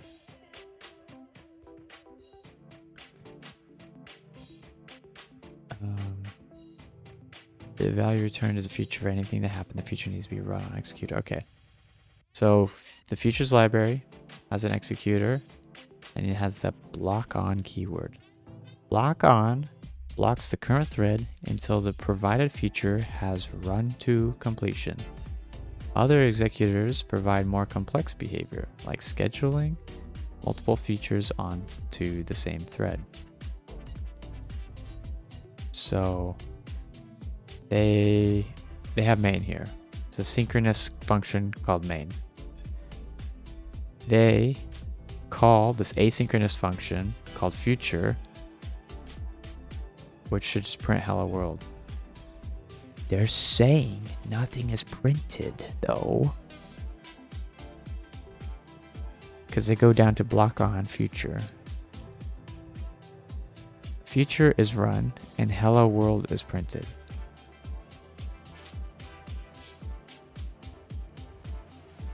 This function doesn't actually get called. It was just initialized. It is initialized and is only ever executed when something executes it, aka an executor. An executor.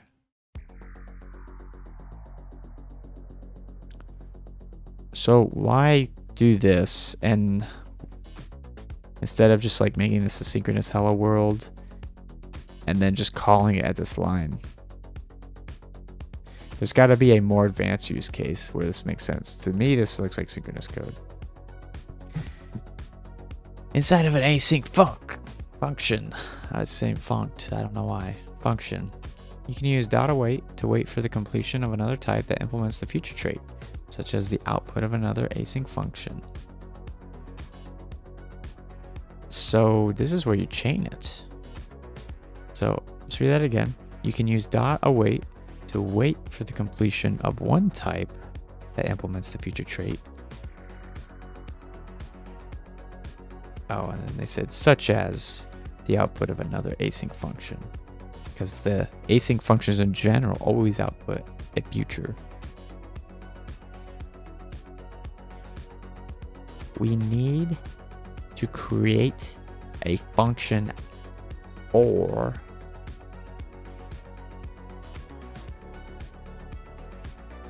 my button read, I think. Let's keep reading. Unlike block on, .await doesn't block the current thread, but instead asynchronously waits for the future to complete, allowing other tasks to run if the future is concurrently unable to make progress.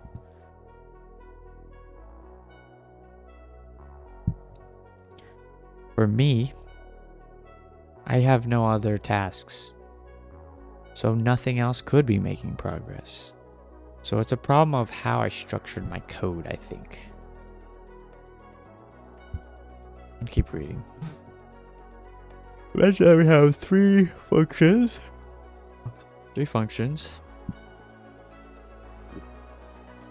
And they're all asynchronous. This one returns song. This one takes the parameter song. And this is just a random function. It doesn't return anything. It doesn't return anything at all. It doesn't take anything. They're all asynchronous functions. Different cases. One way to do learn, sing, and dance would be to block on each of those individually. So we do block on, learn song, block on, sing song, song, block on dance. However, we're not giving the best performance possible this way. We are only ever doing one thing at once. Yes, thank you. Clearly we have to learn the song before we can sing it, but it's possible to dance at the same time as learning and singing the song. Right? Y'all can dance and sing, right? Dance at the same time as learning. Learning what? Was that the one that, yeah, learn song? Yeah, I guess so. To do this, we create two separate asynchronous functions which can be ran concurrently. Learn and sing. Learn and sing, it first awaits for learn song. Once it learns the song, then it sings the song. We also have asynchronous main. Asynchronous main allocates learn and sing to F1. It also allocates that dance from earlier to F2. Join is like await, but can wait for multiple features concurrently. If we're temporarily blocked by learn and sing feature, the dance feature will take over. So this is the keyword. This right here is what makes it context switch. It's going to try F1 pretty much. Even though we created it here, it's really coming down and saying, all right, try F1. Is F1 ready yet? No. Try F2. Keep trying F2 until this is ready. Right? We're temporarily blocked in the learn and sing feature. That's here. The dance feature will take over the current thread. If dance becomes blocked, learn and sing can take back over, right? You're just toggling between these two, seeing which one is actively being ran, because it has this await in here. And will yield to executor. If both of them are blocked, then async main is blocked and will yield to the executor, which then chooses what to do. Okay. In this example, learning the song must happen before singing the song. That's conceptually, that makes sense. But both learning and singing can happen at the same time as dancing. So they're saying you have to learn the song before you can sing it. But you can learn and dance. You can do learn and dance. If we use block on learn song rather than learn song.await and learn and sing, the thread wouldn't be able to do anything else while learn song was running. This would make it impossible to dance at the same time by awaiting the learn song feature. We allow other tasks to take over the current thread if learn song is blocked. This makes it possible to run multiple features to completion concurrently on the same thread. We gotta think about how we can implement that though. How does that relate to what we have? We have this await. We have our main. Okay. We have this while loop that's sitting in. But we want our async main as executor or executor to choose to do the other thing instead of waiting forever. They are waiting, and they chose a different thread to start the process, which was dance. These are sitting in the same thread, so of course they're not going to work. Of course they're not going to work. You need to have them in separate readings. So,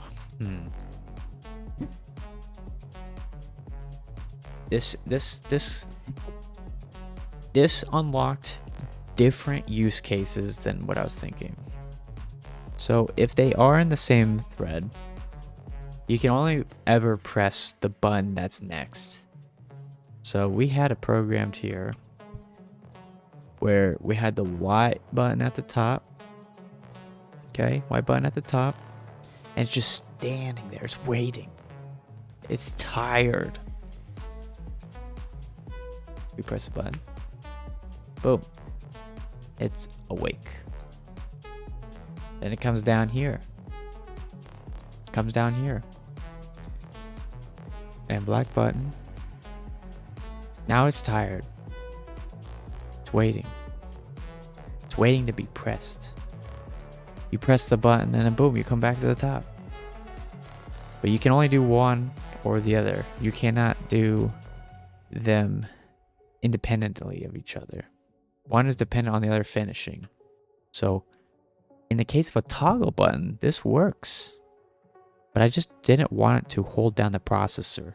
So I need this to be in its own await thing. Its own await thing.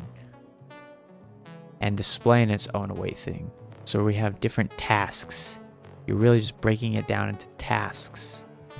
Which through organization or organizing this, it's probably a better way to think about your project. It's breaking it into these tasks. So now I'm curious where they evolve off of this, because this is kind of neat. This is the under the hood section. Okay. Someone's talking about futures. Do I go into that? Do I dare look into that? Or do I go straight to the await? I probably gotta go into this. This uncovers how the futures work. If you're only interested in learning how to write higher level code that uses existing feature types that are interested in the details of the features, you can skip ahead to the async chapter. However, several of the topics discussed in this chapter are useful in understanding how async await code works. Understanding the runtime and performance properties of async and yeah, we'll do that. We'll test it out. We'll see how this works. Okay, so they made this custom trait. Traits are pivotal to Rust, and they created a future trait. Future is an asynchronous computation that can produce a value. All right, sure.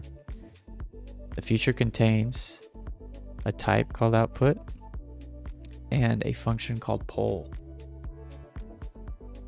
This poll can take any generic. Oh wait, sorry, this is enumeration. It can be ready or it can be pending. So it's good, it's ready, or it's waiting, it's pending.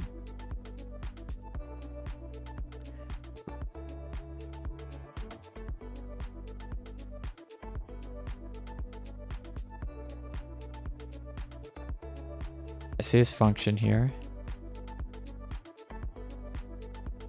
You're always going to see this mute self, so really this is one parameter. It takes a function as its parameter, and then it returns this poll enumeration. So basically, is this function, this output, is it done running? If that is true, then you are in the ready state. Otherwise, you're in the pending state, so it's a state machine. Features can be advanced by calling the pull function, which will drive the feature as far towards the completion as possible. If feature completes, it runs pull ready result. If the feature is not able to complete yet, it runs pull pending and it arranges for the wake function to be called when the feature is ready to make more progress. When wake is called, the executor drives the feature and will call pull again so the feature can make more progress. Without wake, the executor would have no way of knowing when a particular feature could make progress and would have to constantly be pulling every feature. With wake, the executor knows exactly when the feature is ready to be pulled. Okay, so it's just checking it in. It's like you call pull, hey, is this ready to be touched? Yes, no.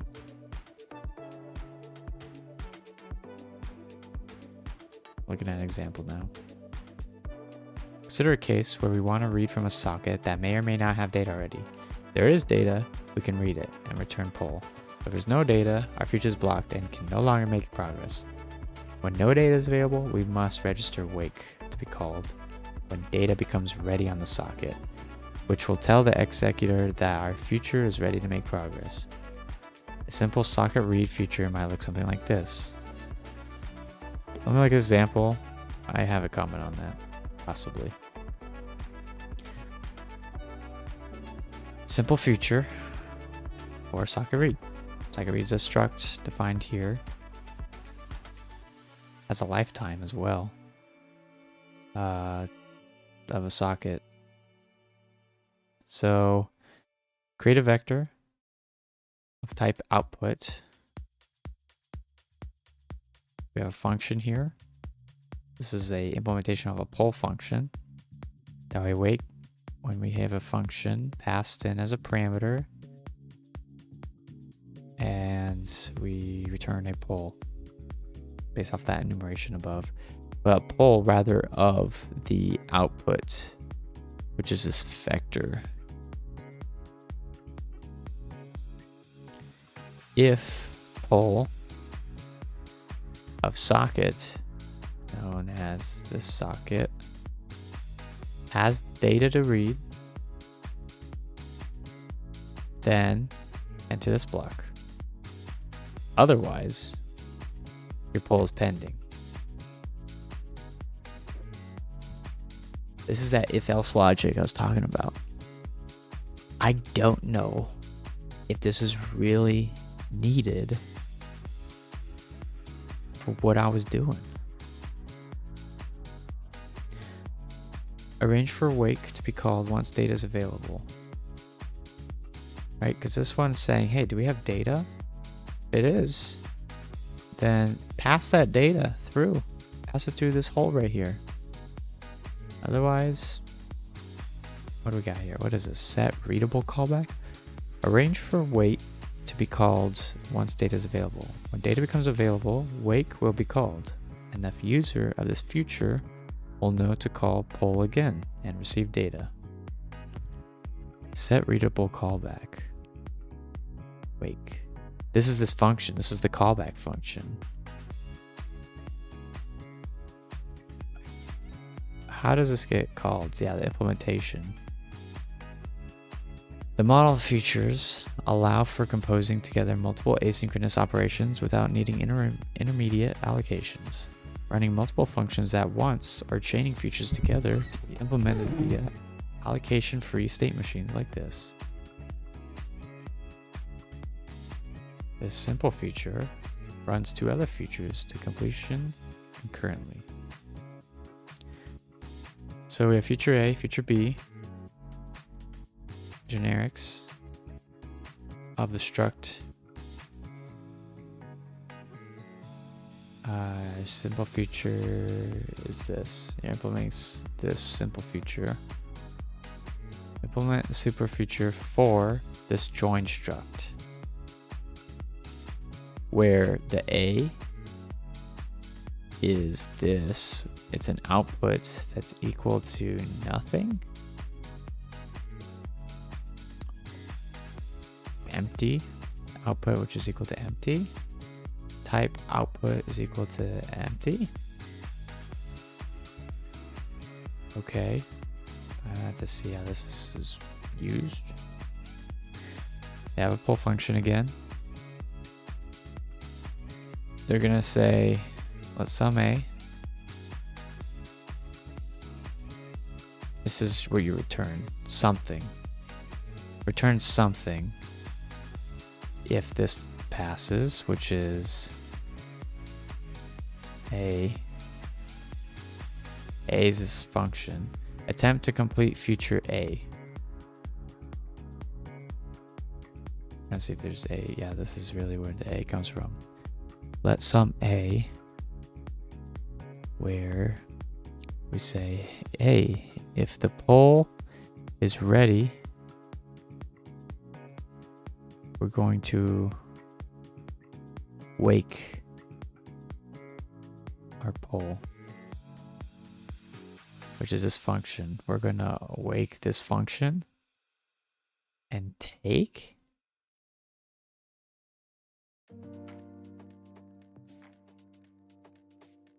Otherwise, you exit out of this. You try for B again. If A is none and B is none, both features are complete. But they're not none. Isn't take like the semaphore thing? Mutex thing? A and B. If they're both completed, then they can turn ready. Otherwise, return pending. So this is you checking your different futures. The executor is essentially the scheduler. It's checking all your tasks to see which ones are ready.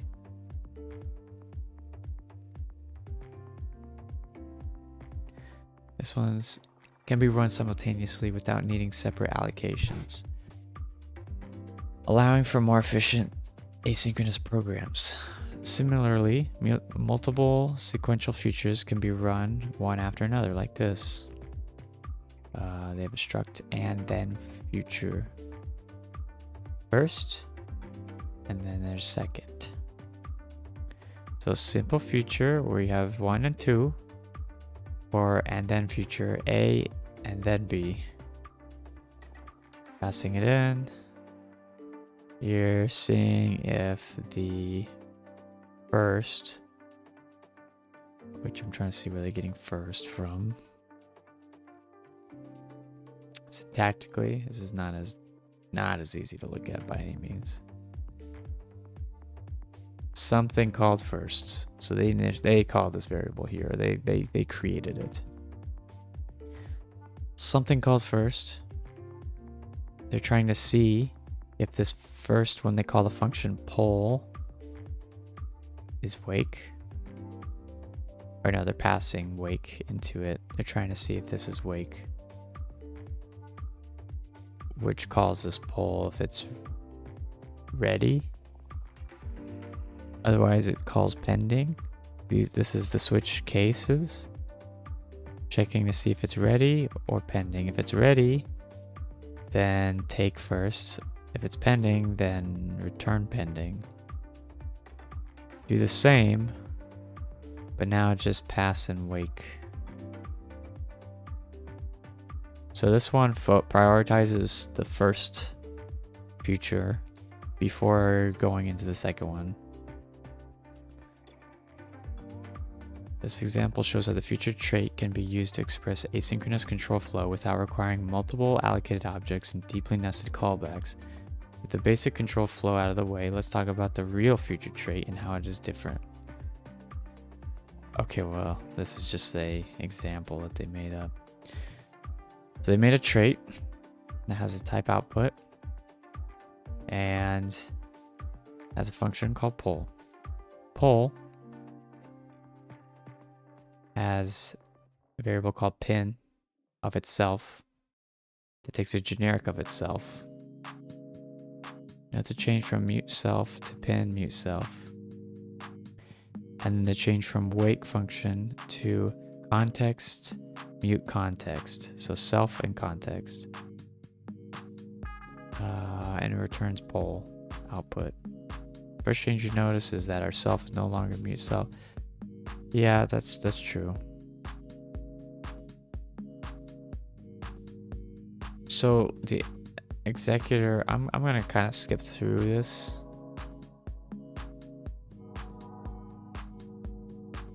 This is very dense, but it seems like my theory is kind of right. You need to have something executing and checking all of these async functions. Build a timer. Okay, this could be cool. This is an applied function.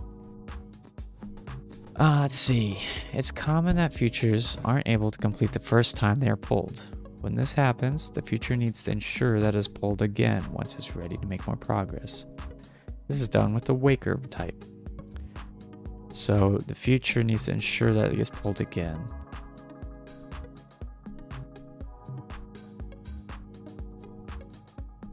You're ensuring that it gets called at least a second time. Is that what I just read? You're like manually telling it needs to wait at least one more wraparound. Each time a feature is pulled as part of a task. Tasks are the top level features that have been submitted to an executor. This is the task breakdown. Okay. Waker provides a wake method that can be used to tell the executor that the associated task should be awoken. When wake is called, the executor knows that the task associated with waker is ready to make progress, and its future should be pulled again. Okay, so it's awake, right? You call this to check if it's awake or not. Waker also implements clone so that it can be copied around and stored. Okay, that's the native, not native, but clone is relevant to lifetimes, and if you want your variable to be passed by reference in a way, kind of think of it like that. Let's try implementing a simple timer feature using waker.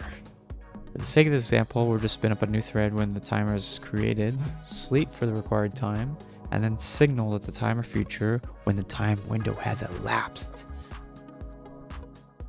Okay. So that's the use case where you make a delay. Right? Signal the timer feature when the time window has elapsed. So you have one thing counting. Another thing waiting on this thing is dependency of it. And once this completes, it sends a signal over to here, and then it starts to execute. We could probably use that. It's just normally you wouldn't do this through software. Like when I'm doing hardware timers, that is what's happening. That thing that you're waiting on is the ISR. The thing that's counting is the physical circuit counting up until you get that signal.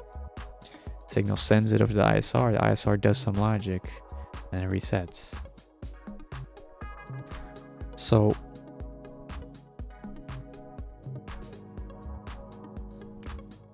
let's see more how they do it, but this is a situation where the hardware is a unique thing about embedded systems. And you can have dedicated hardware dedicated doing very, very specific stuff. Let's start by defining the feature type itself. Our feature needs a way for the thread to communicate that the timer has elapsed and the feature should complete. We'll use a shared architecture? Can't remember what arc is. Arc mutex. Oh yeah, architecture mutex. So the mutex for that architecture value to communicate between the thread and the feature. Struct a mutex that we're calling shared state. A struct called shared state as well is a mutex of shared state up here. We have a boolean whether it's not completed, okay, and then a waker option where it's okay or error. Waker's passed in. And now they're gonna write the implementation for the future. So the future that we're implementing is gonna be called timer future. As an output, we're polling. Pass it a pin. Pass it a context. Context nothing right now. It returns a poll enumeration of an output of itself. Create a variable called shared state. Shared state gets locked and unwrapped. Unwrapped, I believe, is it's where you disregard errors of the function. So if this fails, you're just gonna pause the program completely and just like error out all the way. Infinite loop, error out. But if it's okay, it doesn't error, then you return it and continue on with your program. This is a fail-safe or try except kind of thing. If shared state is completed, so this has completed, which is here,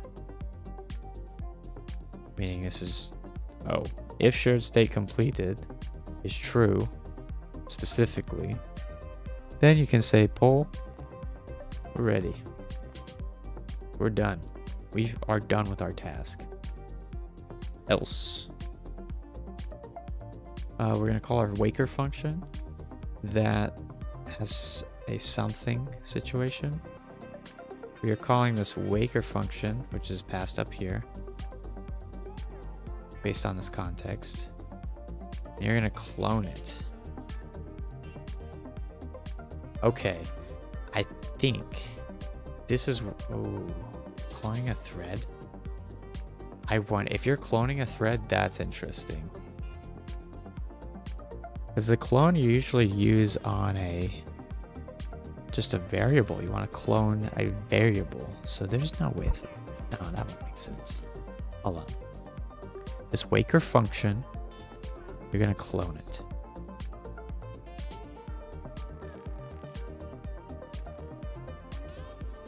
And then you're going to return pending. Yeah, I mean, I'm not too sure what's going on there. Maybe break it down. The thread has set completed to true, we're done. Otherwise, we clone waker for the current task and pass it to the shared state waker so that the thread can wake the task back up. Maybe it is creating a thread. So let's see. Set waker so that the thread can wake up the current task when the timer has completed. I guess that just has to be it. It is splitting. This is where it splits. Splits off. One waits here, the other one goes and continues. Attempting to do this once rather than repeatedly cloning the waker each time. However, the timer future can move between tasks on the executor, which would cause a stale waker pointing to the wrong task, preventing timer future from waking up correctly. This is like your program counter. You're basically saving a program counter here, like an address of where you need to jump back to context switch. I feel like that's how they have to have implemented this, but they're saying that because you're using this clone methodology, there's this whole thing that they wrote about it. I'm not going to get super into it, but they're just cloning an address and saying here and saying that that address is not going to be touched. It's okay. It's not going to be overwritten because the compiler will not let it be overwritten. It won't allow you to it won't compile code that would overwrite that or has a risk of overwriting that. Okay, pretty simple, right? If the thread has set shared state complete to true, we're done. Yeah, otherwise we clone. Okay, that should have read this comment before. Importantly, we have to update the waker every time the future is polled because the future may have moved to a different task with a different waker. We need to update this waker, this here, every time the future is polled. Because otherwise, yeah, you'll get out of sync, right? It'll just keep splitting, right? You want to run this function. Let's draw it out.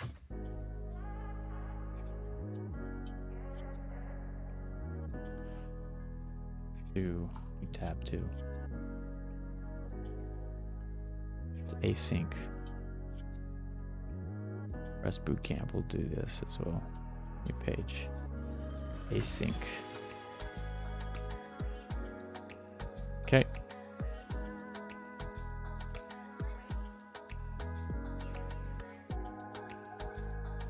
Rust. Right. You got thread 1 here. It reaches a point where you now need to split because this was that await, or that wake point, that wait function.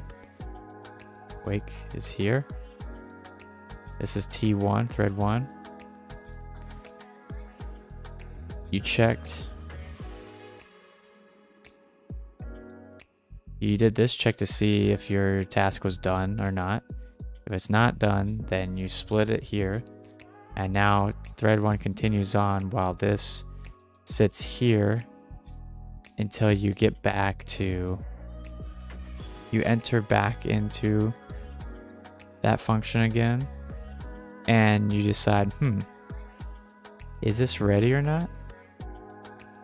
If it's not ready, then ideally, you're just gonna do this, but you don't want to keep this anymore. So you probably just like make this point to this. And then you continue, do another bit of some logic until you eventually get to the wake again, and then you do the question mark. And then you're like, oh, you're good? Okay, now you're going to execute off of here. This jumps back to here, and then you execute off of that. This has been thread 2. Thread 2 now. Because they didn't want to have it where you were going over here to have a third thread. They don't want that. They want it to be kept with 2 threads. So you're recycling it. That makes sense, because you would just keep splitting. You split again and again and again and again. Okay.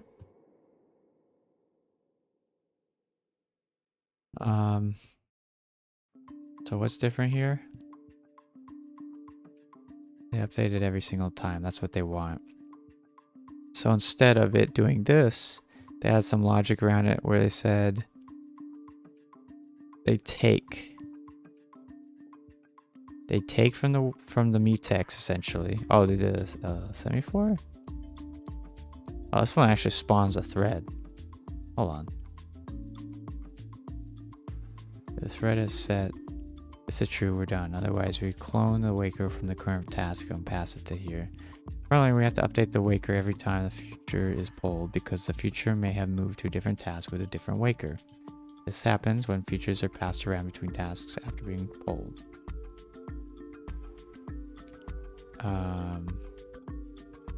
They created a new thing, a new timer future, and it has one parameter called duration. This duration doesn't get used in this first part. They create a shared state that has a mutex, and it defaults its values for completed to false, and it has no waker. They then clone this shared state, calling it thread shared state.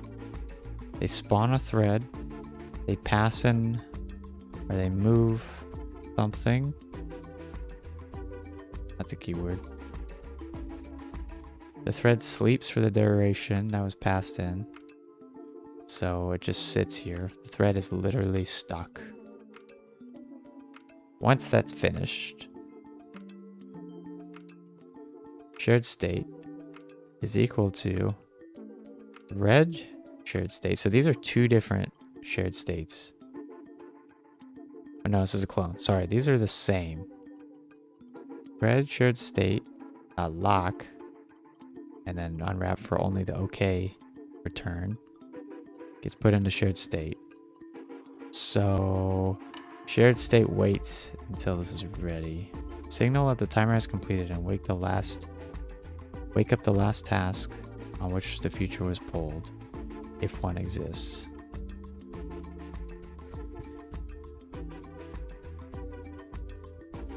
Shared state completed. Setting it to true.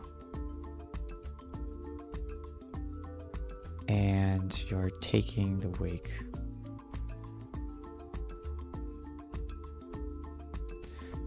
I don't know if I fully understand this. To be honest. Lock, I'm guessing. It's based on this mutex. Because it is part of shared state, so you're locking. Meaning you can't do anything on this shared state until this is unlocked.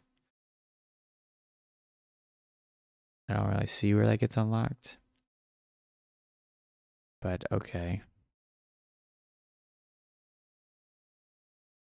Executors. How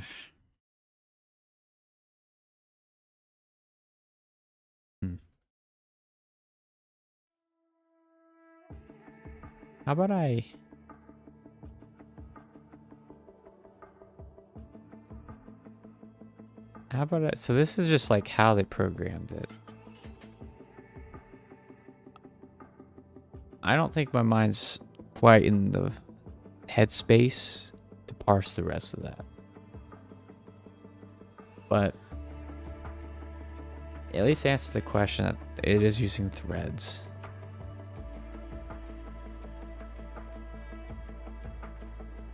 Let's talk about await again. Special piece of Rust syntax make it possible to yield control of the current thread rather than blocking.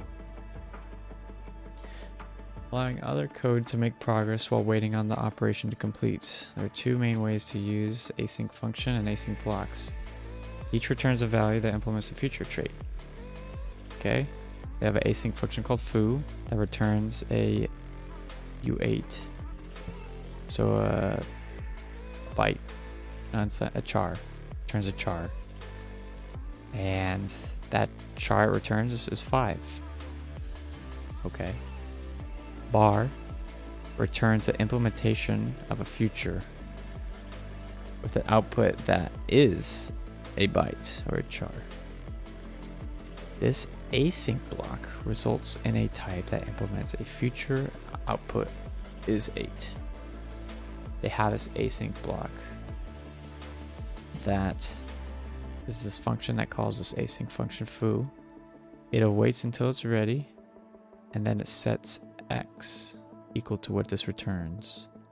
And then this entire async block returns whatever x may be plus 5. Async bodies and other features are lazy. They do nothing until they're run. Okay, sure. The most common way to run a future is to .await it. When .await is called on a future, it'll attempt to run it to completion. To completion. This is the busy while. If the future is blocked, it'll yield control of the current thread. Give up control of its current thread. So, is this a future? This is a regular function, so this is not a future. This is a future. This is a future. So let's say this isn't ready. Would this return? Oh yeah, what would it return if it... Can I run it? No, it's just copying it.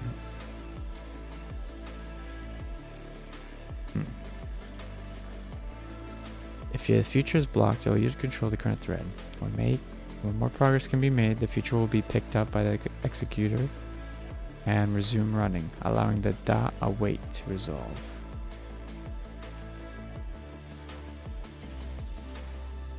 I wish they showed what this would run. Rust compiler, I guess. Online Rust compiler. Rust playground. Ooh.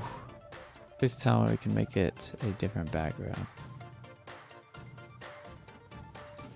Dark.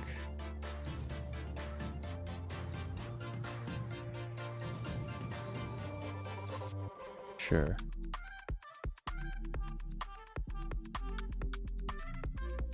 Sure.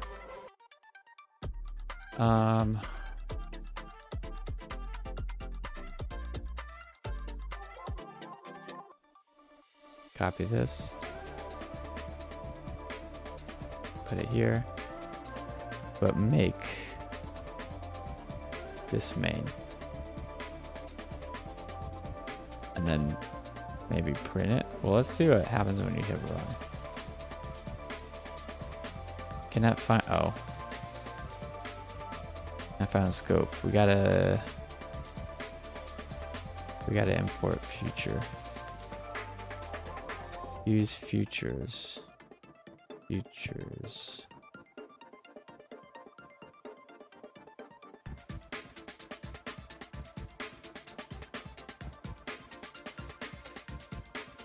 Run.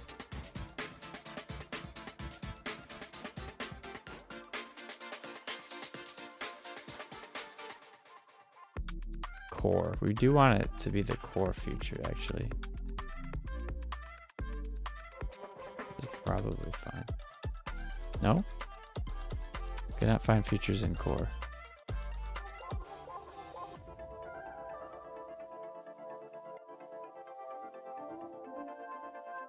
Core. Features. Features. Or futures, futures, futures, futures. Dang it. Just future, actually. Main can only return type that implements termination. Okay, so if I make this bar, and then what? Main. Function main returns shit. Just this bar. That's right. Run. Expected type. Let me just do this. Run. Expected this, found this. Really? Because I see an exclamation mark there, not these empty function or empty parameters. Run. There we go. Data wait, I guess, on this. Data wait. Run. Bar is not async. That's true, it's not. So why would I call it wait? You shouldn't. Features don't do nothing unless you await or pull them. Unused must used.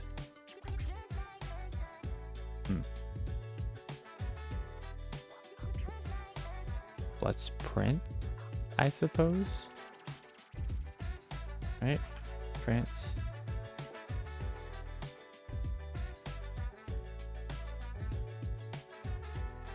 If we print ln of x, I think. Oh, it's not gonna return that though.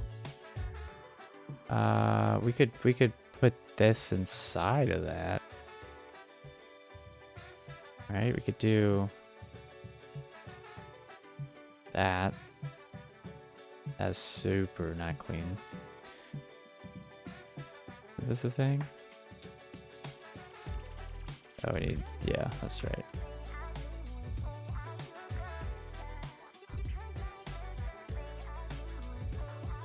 Cannot be formatted to display. Okay, we're getting too deep into this. This was just supposed to be a quick little C. I don't want to debug this. This is not a feature. Bar is not a feature. Bar returns a feature. Return type was inferred to be empty here. Okay, well, kind of hoping that this would have explained it. Each returns a value that implements the future trait. This returns a future trait. This returns a future trait.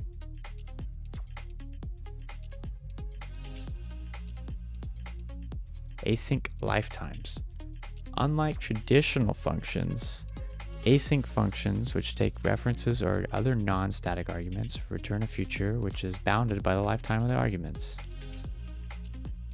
This means that the future returned from the async function, so this is our async function, it returns a lifetime. Is that what that means?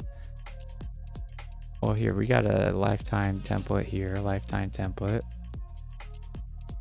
This lifetime A. I'm gonna implement this future or implement this lifetime. The future returned from the async function must be awaited while its non-static argument are still valid. In the case of not awaiting the future immediately after calling the function, this is not an issue. However, if storing the future or sending it over to another task or thread may be an issue. Oh, it's just saying it.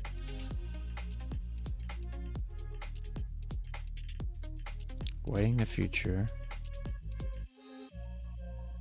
immediately after calling the function. So this. Storing the function or sending it into another task may be an issue. Okay, yes, that this means that the future. So you need it to be in the same lifetime. Like I don't fully get what this is saying. You have a lifetime.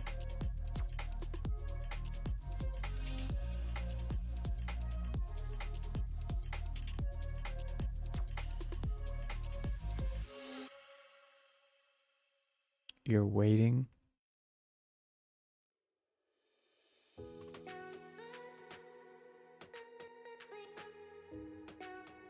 If you didn't do this, you would have no issues using this in other threads, but it's saying you can't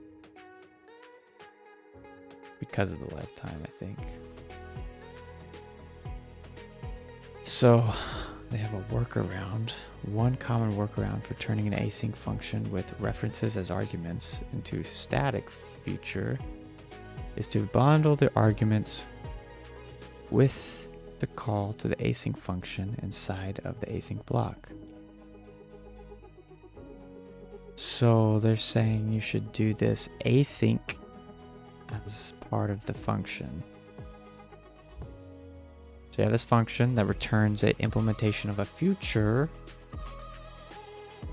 and the function itself has a block that is asynchronous, where you have a variable x that you're waiting for x to be ready. If you did this without this async blocks, your future may not work correctly. By moving the argument into the async block, we extend its lifetime to match that of the future called, returned from the call to good. So you want this async to be standing here, it's waiting. So no matter what, you never leave the context and come back in. You only stay in here. So that way when you return a future, it actually does represent this and not some different instance where it's checking this, kind of like volatile. I think that's what it's getting at.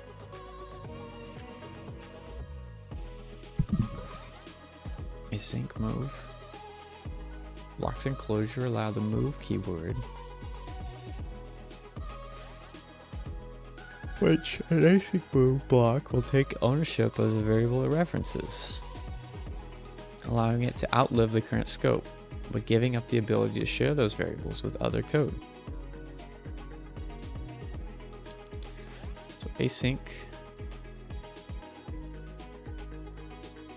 blocks is a function, and we have a string. We're creating this async block where our string gets passed in and we type or print it out. a different future in this async block.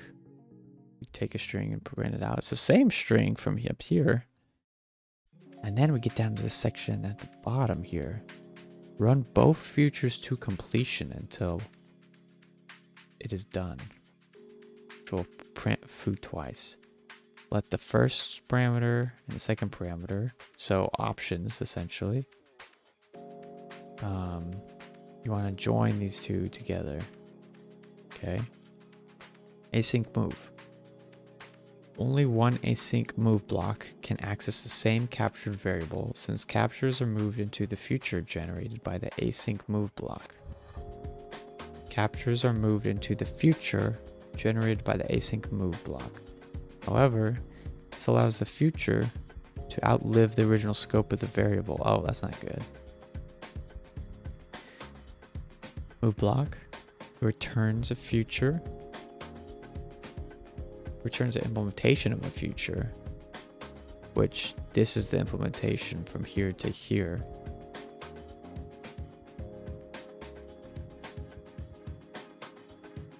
From here to here.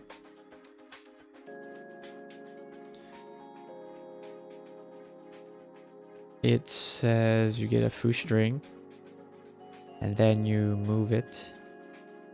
You move it. One moment. That is something.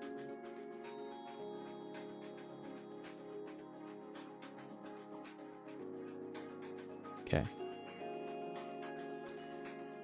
You just move.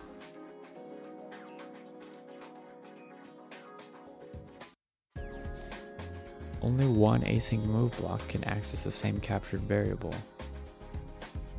This isn't clear to me. This is not clear to me. Move.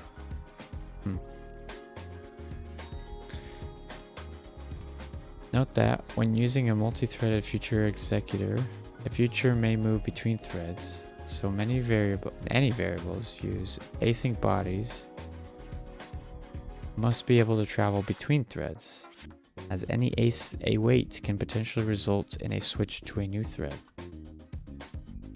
Multi-threaded executors.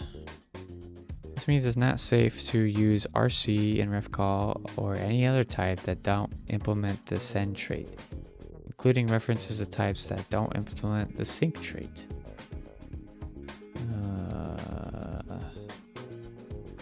This did not answer my questions.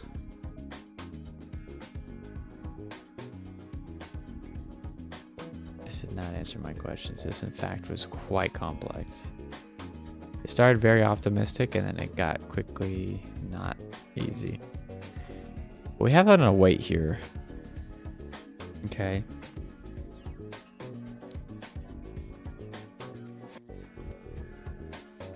We have an await here. They made this async function. This function is... Oh wait, sorry. Wait for high is the function. They create a variable called future where it's taking the exact type of future that we have, which has these parameters, and setting it equal to this. And then it's saying, hey, if you're high, return.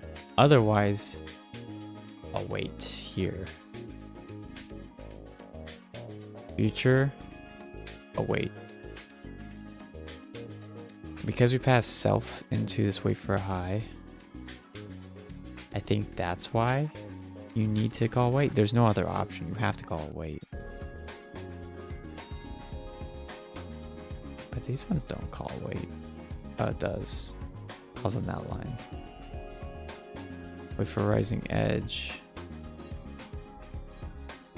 This one waits inside the function. Asynchronously wait until the pin sees any edge. But these ones are wait for low. If it is low, then return. Otherwise, you await.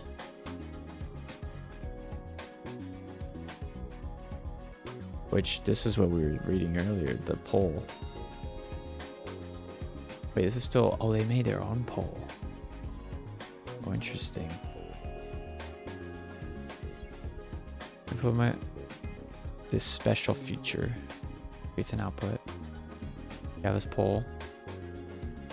Pin context is the same. Returns a poll output. External interrupt wakers. This is different. This is fundamentally different. These get awakened by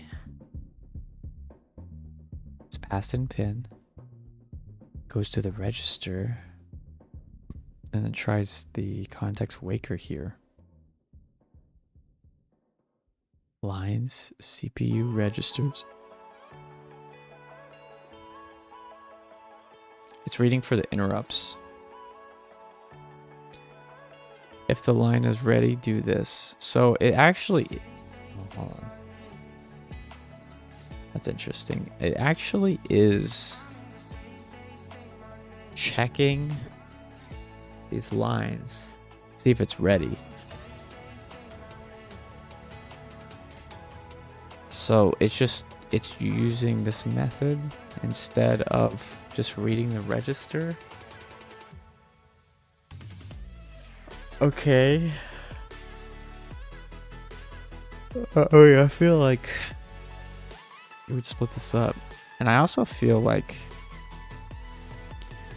that one example we're looking at doesn't quite, I don't think they know what they're doing. Wherever it went. That's that way. That's just completely out the window. Things is just totally different. Let's quickly skim through these. Let's talk about the pins. We got streams. Streams are similar to trace, so these are bit streams, I guess. Executing multiple features at a time. Join select. Okay, yeah. Workarounds to know and love. I don't think workarounds is good. I don't think it should be workarounds.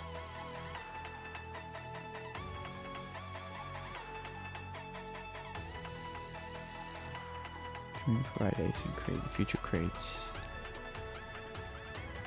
Single thread versus multi-threaded.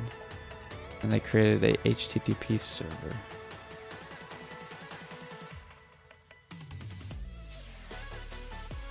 And what do we got here? So they got their 2 web pages.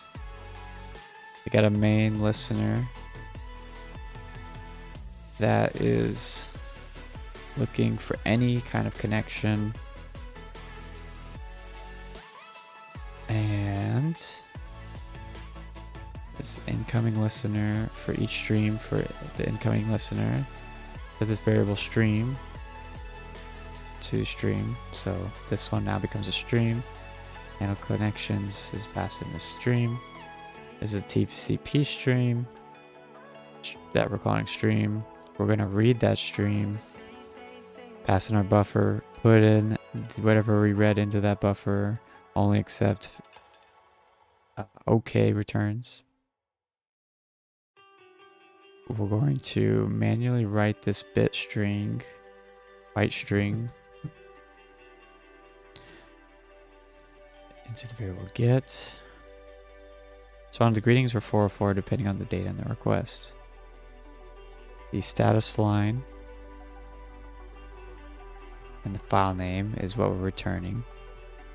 And we're going to say if our buffer starts with get, then put this in the status line. Otherwise, and the file name. Otherwise, return the 404 and the file name. Contents. The file stream, read to string, file name unwrap. Oh, that's just so you're reading. You read the file and turn it into a long string. Then write the response back to the stream. So status line and contents. What is contents from? Stat lines from here. Oh, okay. So HTTP 1 200. Okay. And a new line twice, and then the contents. Then you're going to write all of that over your stream as bytes. So it's just one long stream of bytes. And then you flush, which probably is like make sure that the stream is done. Empty. If you run the server with cargo run and visit this in your browser, you'll be greeted with a friendly message from Ferris. Huh. Nowhere in here is there asynchronous code. Unless that's behind the scenes of the stream. I guess there has to be.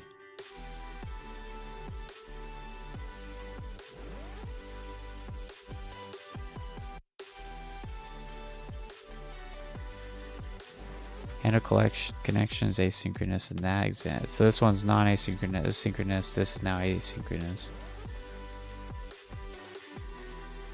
So they create a listener.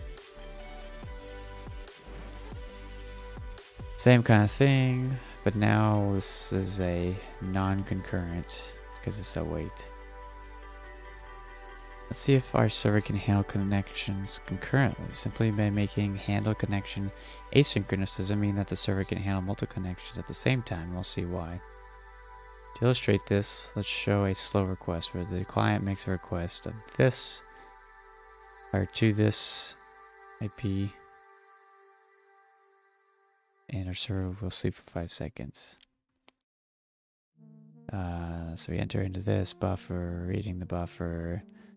We're saying get to this, sleep to this. We're saying if we get, there's something, so if it starts with get, then return this. If it starts with sleep, so this stuff, return, oh wait, hold on. Starts with sleep, then it wants you to sleep for 5 and just don't do anything. So this would probably jump back up here and check if there's another stream and enter into that. Eventually come back to here. Maybe it checks all their waits.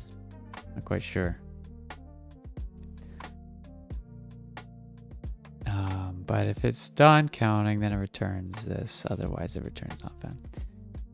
It's very similar to the simulation of a slow request from the book, but with one important difference: we're using a non-blocking function, async std task sleep, instead of the blocking function thread sleep. It's important to remember that even if a piece of code is run with async function and awaited, it may still block. Run the server, you'll see that a request to sleep will block any other incoming request for 5 seconds. This is because there are no other concurrent tasks that can make progress while we are waiting. Thank you. This confirms my hypothesis that it's a busy while unless you have something else, some other async function that's out of the scope, out of your async function. I only have one async function, main. Have main. I need to make, wait a second. Confirmed, yeah, confirmed. I think now I'm not so sure because this function, this is an async function. That's why it exists in the first place. This is an async function too. Let's continue on. Well, how do they fix the problem? Because this is what I need to do, I think. The problem with our code so far is that the listener incoming is a blocking iterator. The executor can't run other features while listener waits for incoming connections, and we can't handle a new connection until we're done with the previous one. Okay. In order to fix this, we'll transform listener incoming from a blocking iterator to a non-blocking stream. Streams are similar to iterators, but can be consumed asynchronously. Ooh, that solution may not work for my library because I didn't create this. But let's see how their quote-unquote stream fixes this. So they're replacing their TCP listener with a non-blocking TCP listener and updated the connection handler to accept TCP stream.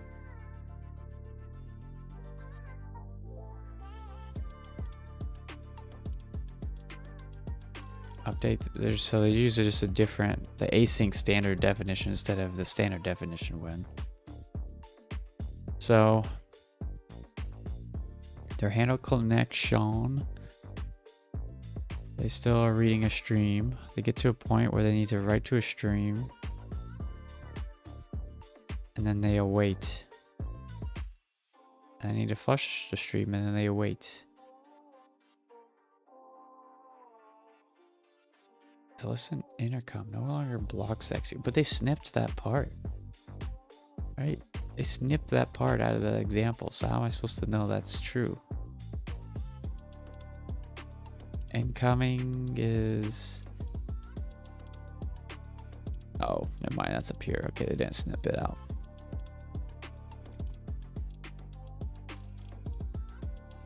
Async version of TCP implements stream tray for listener incoming, which provides two benefits. The first is the listener incoming no longer blocks. Yep. Second benefit is that elements from the stream can optionally be processed concurrently using streams for each concurrent method. Here we'll take advantage of this method to handle each incoming request concurrently. We'll need to import the stream trait for the futures crate. So cargo, gets updated. Yep. We now handle each stream concurrently by passing handle connection through its closer function. Here's that functional programming. The big F. Functional.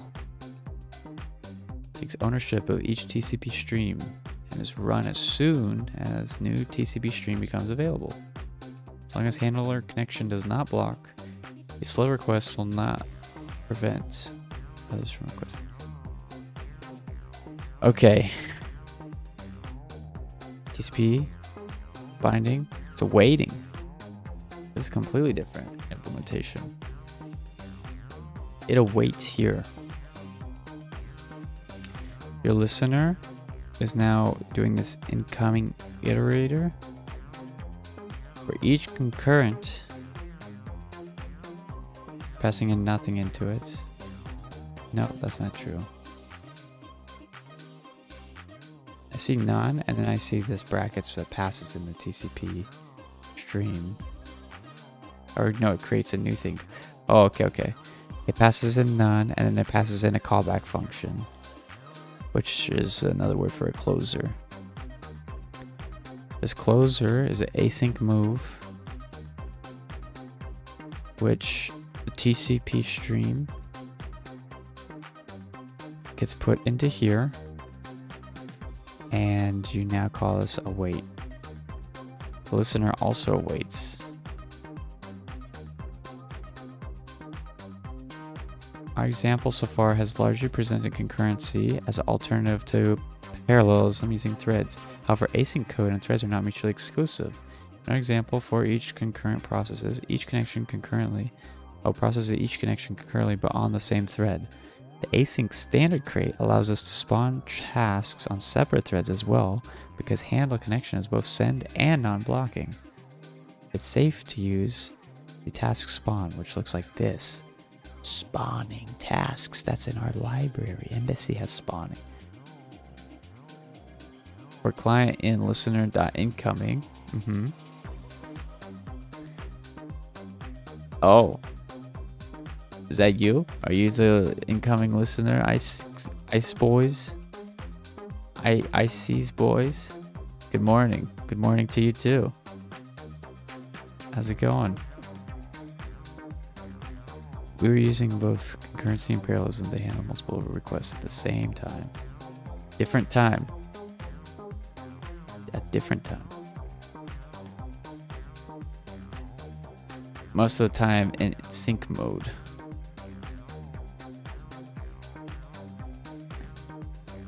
You don't like async? It definitely seems difficult. I'm trying to process it right now. It's not straightforward. Not by any means. I am trying to understand it because this library I'm using uses it. And so I need to understand what's going on to use it in the correct manner. Where was that? Mostly this, oh, wait. I was trying to see if I could find an example where I essentially display indefinitely until I hit a button, which causes these functions to be done executing their wait, you know, because if you're playing chess, you got some buttons here, you got your buttons here, and when you make your move, if you want to finish your turn, you press the button, and then the clock starts ticking down. The other person makes a move, they hit the button, and the clock starts ticking down, you know, just like that. The issue is with this current implementation that I just quickly put together. Oh wow, Streamlabs made a comment. That's funny. Oh, hi, Mark. Oh, okay. So now the follow button works. I guess. You know what? This makes sense. First of all, thanks for the follow. I was getting errors earlier about people following on YouTube and not getting any notification about it, but I just remembered I forgot to set that up. So, anyways, solve the mystery of the stream. But yeah. I need to figure out how to put these basically in a different context. Like, what if I just did this? Surely this isn't how you do it. This won't make any sense. Hold on.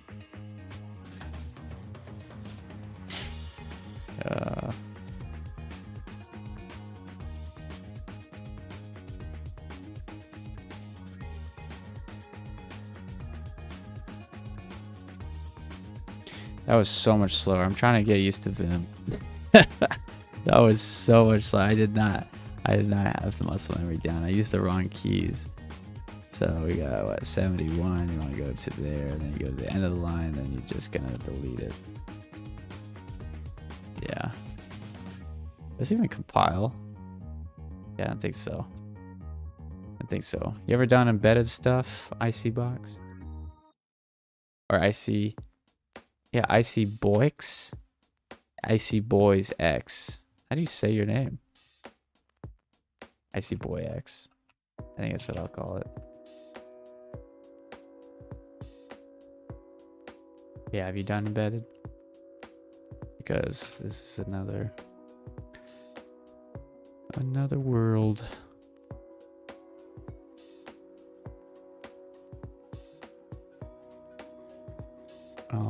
Using what we learned, I would have thought this is just gonna wait here. It's not gonna do anything. It's waiting, and it has no other tasks because this is the only asynchronous function. It has no other tasks to run, so it's just gonna stay here. What I want to happen is that it does run some other task and comes back to here when it thinks a button has been pressed. I mean, maybe it's just better to make an intro. Old-fashioned way with registers. Dang it. Also, you said good morning. Where are you coming from? You must be in a different time zone because it is 12 o'clock here, midnight. Yo, what's going on, Grizz? How's it going? How's it going?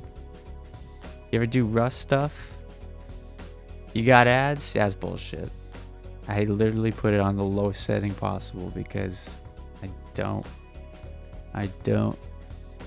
think ads are even worth. Yeah, they don't care. They don't, man.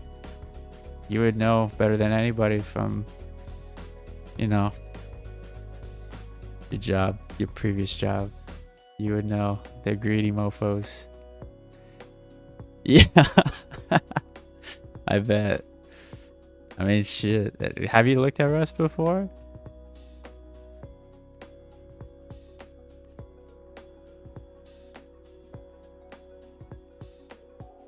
Doesn't help that I'm just like dying mentally. You haven't at all? Yeah, it's just totally different world. It was very promising. Yeah, high praise. I'm still behind it. I'm just trying to figure out this one problem, I guess. This isn't my code. This is me looking at a library of somebody else's code. But for embedded stuff, like I'm trying to explore it a bit. I don't know how easy it'll be. That's what part of this is. You see all day at work. If you need a parallel task, you can spawn a thread. Ah, you see, that's where you would normally do it, and that makes sense. Yes, for hobby. Well, part of it, Grizz, is that my hobby is like developing my professional skills. It's like grinding elite code, right? I'm doing my homework, right? I'm doing my homework so that way I'm up to date with the latest trends and whatever. So that in the off chance that I need to know this new technology for a job, that option is now open. But yeah, this is more just me coding. And sometimes people come in and talk about Rust because it's the new hot framework on the street, even though it's been around for like 10 years. But yeah, oh yeah, so Icybox with the parallel task, it could be used in a standard development environment, but for embedded, you can't use those libraries, so thread's not possible. Oh yeah? Are you just taking a break, right? Like, are you doing a different... Are you gonna go do masters instead? Okay, I see. Yeah, I was gonna say, are you doing schooling? Or are you going a different career? Okay, stats. If you come back, you plan on doing like machine learning or something? Still like applied math, data science, or machine learning engineer? Okay, got it.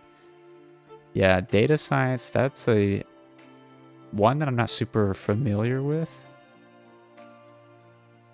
Machine learning engineering, I mean, that's definitely the hot stuff right now.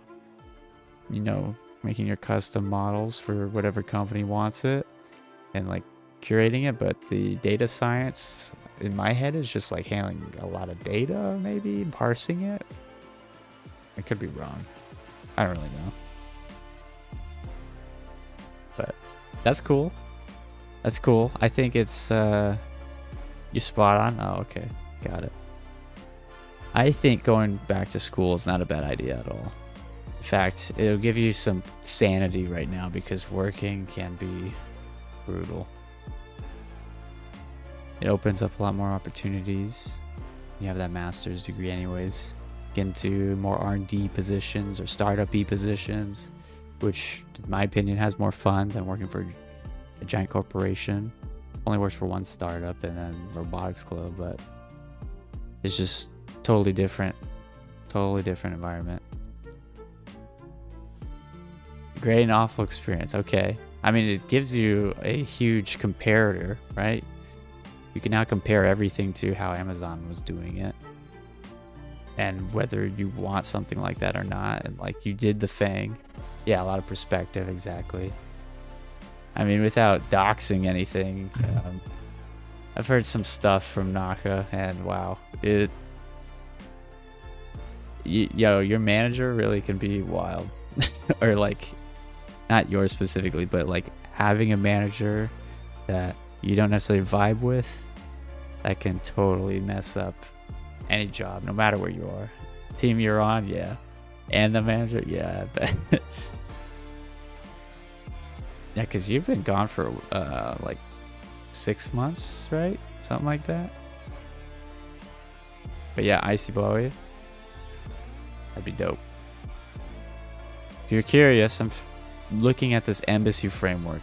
That's the key to all this. This whole entire framework is built off of this embassy framework. So if you're looking into it, try to look for that. 4 months? Okay, I see. Are you over in back in your hometown then?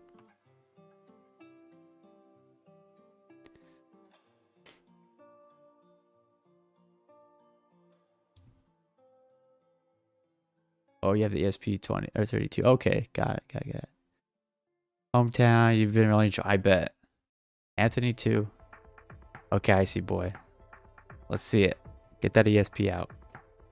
But Grizz, yeah, I think it's hard to leave your hometown, especially if you have a lot of friends there. Like you and Naka were just so far from anybody. It's not enjoyable if you don't really vibe with the people out there too, or the people you meet at work. I mean, if you do, it's no big deal. But like, I don't know. For me, all my friends are here, so like, it wouldn't make it would just suck. Like not hanging out in person, only doing online Discord. It's a totally different vibe. Okay, I'm gonna go with ESP. See if there's any. Well, I mean, I can look, but can this help you for systems.com blog embedded concurrency patterns? I was reading this some months ago. Okay. Let's see here.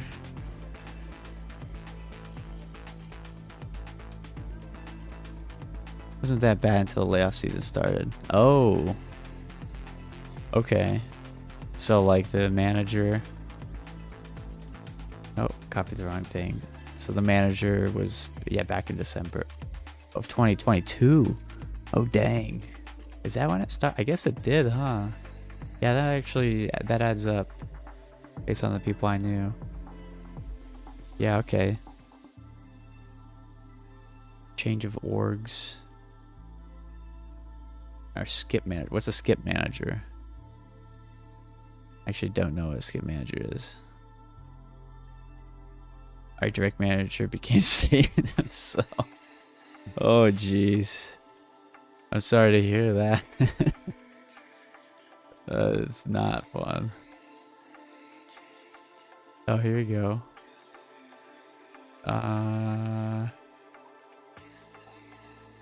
So this is an alternative to threads. If you don't have standard library. The most used concurrency pattern. Yeah, this looks like what I would have been taught in college. But, oh, interrupt handlers. This is really what I want, to be honest. This is like the key of what I want. Because I have so many interrupts at my fingertips. And here we go. We got concurrent tasks here. But let me go. I'm going to guess they don't use the embassy library. This is just talking about theory, I think. USB events. For each event in this USB events function, do the switch case. Do some stuff. Radio events. Radio handler. Okay. So your handler is that interrupt based for callback.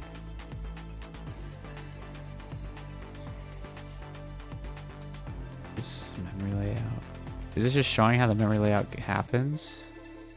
Oh, interesting. Do you have a limited amount of threads then? Like you choose ahead of time? If so, that's interesting. Yeah, I guess you would have to. Yeah, you'd have to do that. I never even considered doing that, but since you can lay out your own memory.x, you could totally do that, huh? That gave me some serious perspective. Well, let's continue with this, looking at co-op. So wait. So the newest model is this async await. The async await feature enables the construction of these tasks, and it yields control back to the scheduler at determined points. It is only at these points where context switching between tasks occurs. And wait. It's only at these points where context switching between. So when it needs to wait. When it comes back to the scheduler, oh, okay. That's when the context switching occurs. Got it. Which is different from threads. In a threaded system, the scheduler can context switch from one thread to another at any time. This is true. So this is going to a particular await. Async code looks quite similar to threaded code. Task executors, which, yeah, we had that. The scheduler that runs any async task will usually provide an API that resembles the thread API. This eases the effort required to switch from working with threads to working with async threads. Okay. We have a function. No, this is not a function. This is a variable. Returns tuple. It's an async block. So we're spawning this async block, which is all of this. We have our infinite loop. This could be it, actually. So we have a receive await, potential yield point, emit, error, response. Task 2, use the serial interface. So task 1, wow, this actually is exactly what I'm looking for. Icy boys, you may have saved me. Thank you so much. All right, so we're claiming to here. Wow, they have different loops. Use the radio interface. And what is this interface actually doing?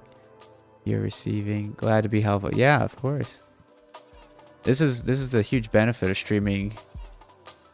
Yeah, again, I appreciate it. This is the benefit of streaming your troubleshooting and coding. Like, I think more people should try this out. I mean, it's super hard, but it's kind of like practicing at whiteboard interview, really.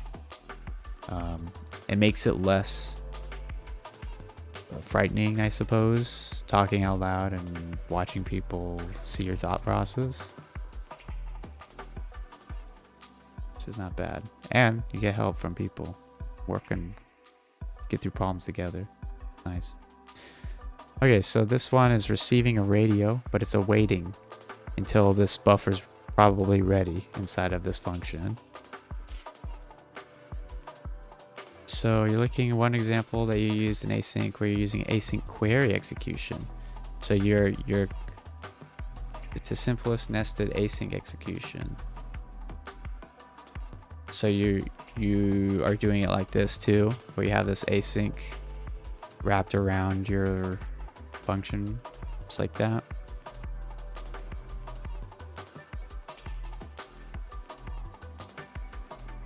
It's easier. There's also a Discord that I have that you could join, and you can post code if you want there too, instead of having to type it out. It was time. Give me some time to finish. Okay.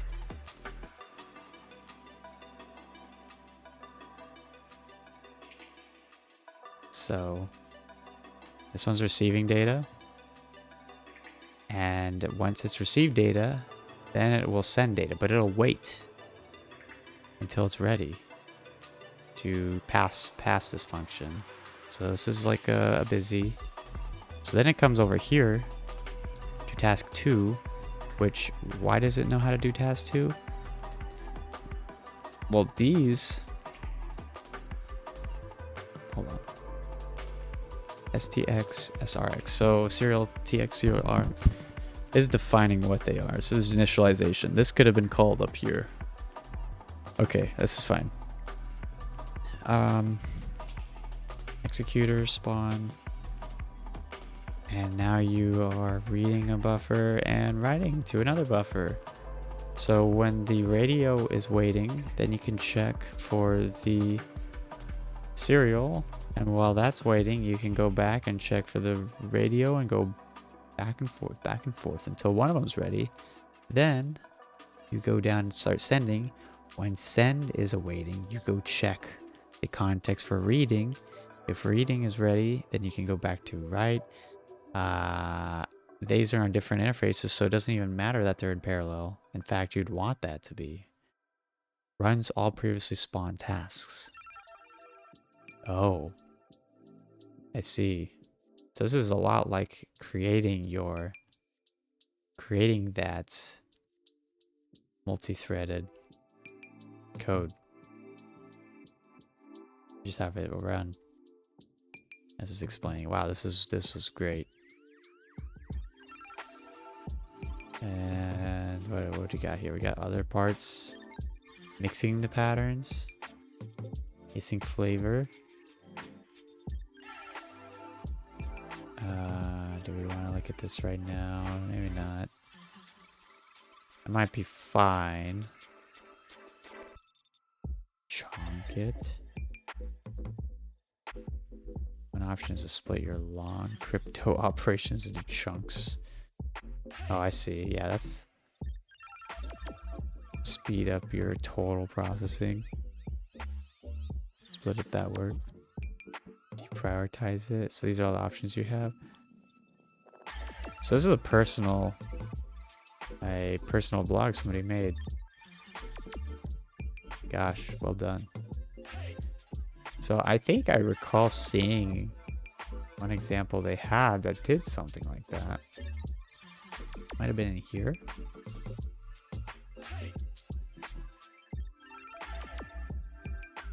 I think it was like PIO or something. Oh, multiple priorities. Is this doing that? We have an async function here, and we have a main non-async function that they just call entry. Interesting. Oh, we have 3 async functions. Never mind. So we have an async function that, well, let's look at high. So high is awaiting until this many ticks are done. So you're looping in here. This is that exact use case. This is exactly it. We then go to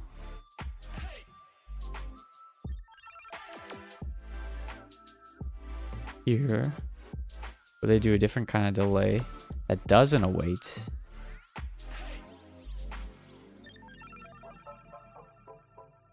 And it awaits here. It does some stuff. It does like a non-awaiting delay, and then it awaits here.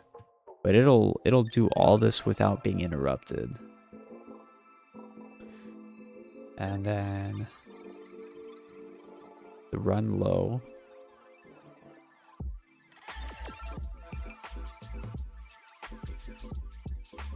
Same thing, doing some stuff, but not awaiting. So this is like the cores of them.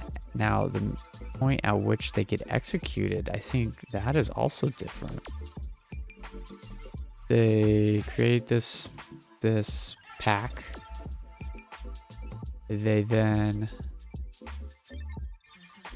have an interrupt in the embassy framework.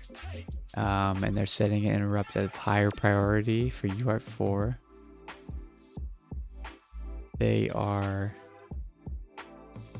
starting an executor for interrupt 4 and saying that's a spawner. I would have expected there would be a run. So this just starts it. Looks like start just starts it immediately.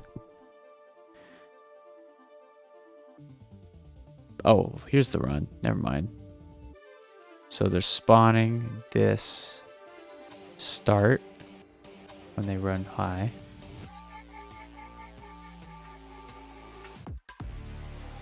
Okay. One second. All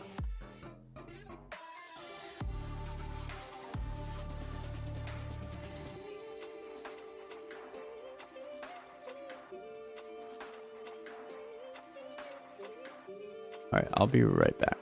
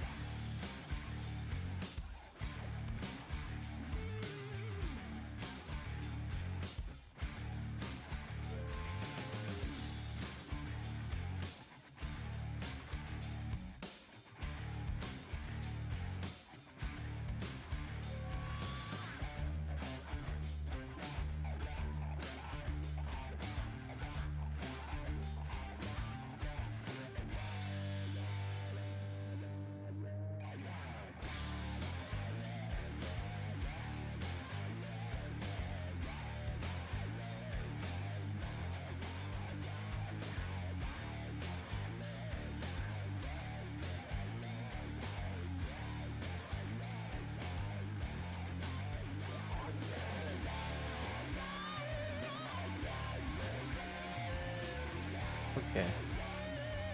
I am back.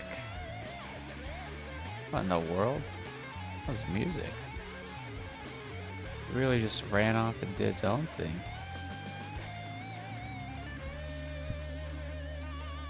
Some rock song. Wild. Okay.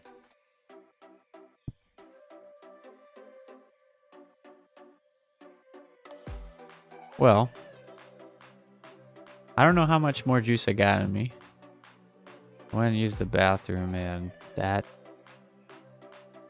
it made me realize how late it was and how tired I am. I have been just reading for a solid while. Hold on, what else does this website have? Business that want to harness the power of Rust. Just want to continue to like look through this, what they got here. NRF HAL. Open source projects. Oh, are these just the... These are existing projects. Yeah, okay, I've looked at these already. Yeah, embedded devices work group. Yep. Yep. Raspberry Pi RS. Yep. Not STM on here though, or Embassy. That's kind of rude. Those are some big projects. In fact, those are bigger than some of those projects. What is this?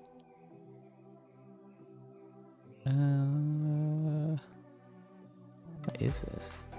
I'm not sure. You're buying support from them. Oh, okay. So this is a consulting. Yeah, consulting. Yeah, it is. Huh. Well, neato. I think if I build around this project, around this idea, I can get it to work. I'll probably have to do this low executor because in my code, where's my code? In my code, here we go. We don't really have any like entry point. This is all initialization, everything here.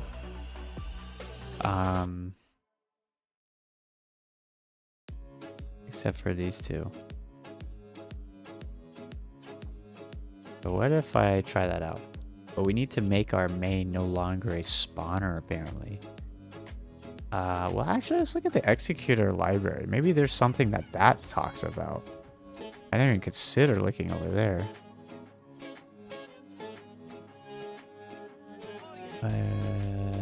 Here? Then we go to crates.io, I want to say. Or this would work too. I could rather open up a new tab. What's this? Same thing. Okay, that's that. This is... Okay, we don't need to look at this anymore. We'll go open up here. Crates.io. And then we go to Embassy. I'll just look up Embassy, and then we can go to Embassy STM, and then we can go to the documentation. Then we can go to executor. Okay. A very particular async await executor. So now we've learned these words. We put in the time to learn these words. No fixed capacity data structures. Executor works with 1 or 1,000 tasks without needing configure tuning. Integrated timer queue. Sleeping is easy. Just do timer. Await. So this is just a delay that's based on this await async idea. This is why maybe they don't want you using the timer hardware. I want you to use this. No busy loop polling.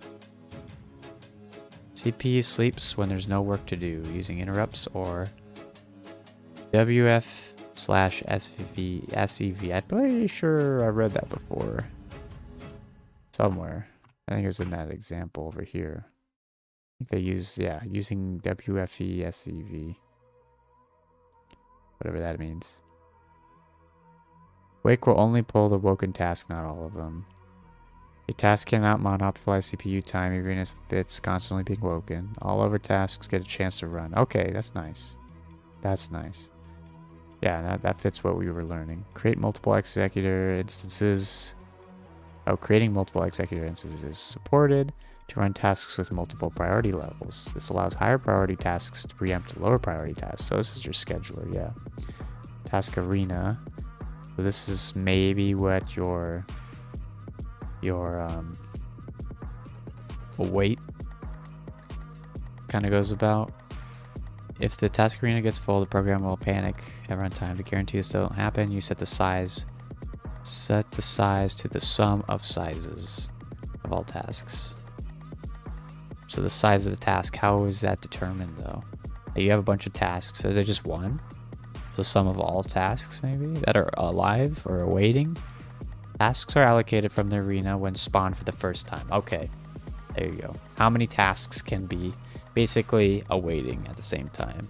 If you're doing it too much, then it doesn't like that. Let's see. The allocation is not released to the arena, but can be reused to spawn the task again. For multiple instance tasks, the first spawn will allocate memory for all instances. This is done for performance and increased predictability. For example, spawning at least one instance of every task at boot guarantees an immediate panic if the arena is too small. One instance of every task. Yeah. Okay, yeah, that would make sense. This is a good fail safe where you compile something and then it tries to take away this pool.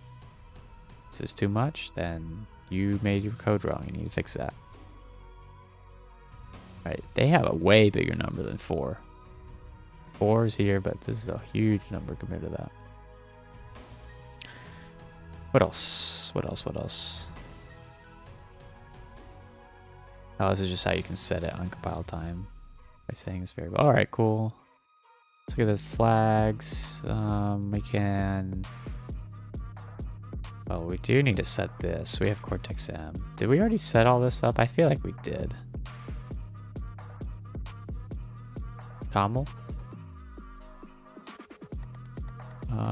Yeah, Cortex M and executor thread.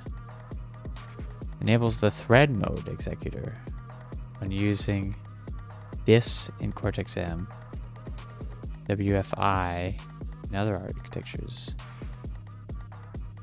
Executor interrupt. Enable the interrupt mode executor. This.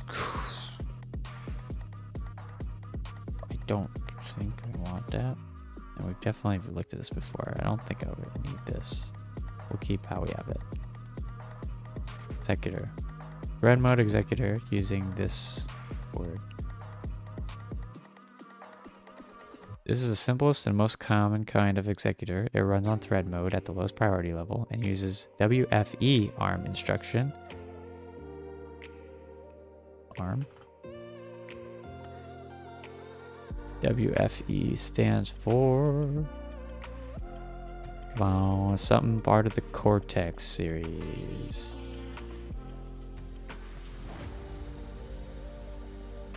WF something like event or interrupt, probably. Wake from interrupt, wake from event. I think that's what it is. Sleep enable variable. Sleep event variable. Let's see. It runs on thread mode and uses the wake from event ARM instruction to sleep when it has no more work to do. When a task is awoken, a sleep enable V instruction is executed to make the WFE exit from sleep and pull the task. Okay, so hardware is handling this, it's waking it up. This executor allows for ultra low power consumption from chips where WFE triggers low power sleep without extra steps. If your chip requires extra steps, you may use raw executor directly to program custom behavior. This is fine behavior. I don't need to do shit. That is good. This is great. This makes it low power as heck. Okay. Run executor. The init So this is a lifetime of itself. Init is a spawner. I've never used the run of the executor, and in fact, if you look at my code, I have a spawner here, which, where is this from? How is this getting imported? Nothing here. Oh, because I'm importing all the stuff. Okay. What if I change this to only import this spawner? Is there anything else we are missing?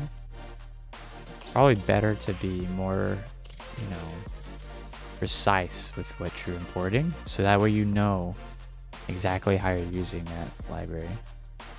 Like this one, I probably need to import this max, and that's about it. Only other thing would be like this right integer, but that might be a part of this already. That's possible. Like if I compile this right now, it should be fine. Cargo build. Might get some unwarned. Yeah, unused warning. That's fine. Okay. Button. Back to it. So use it to spawn the initial tasks. The init closure.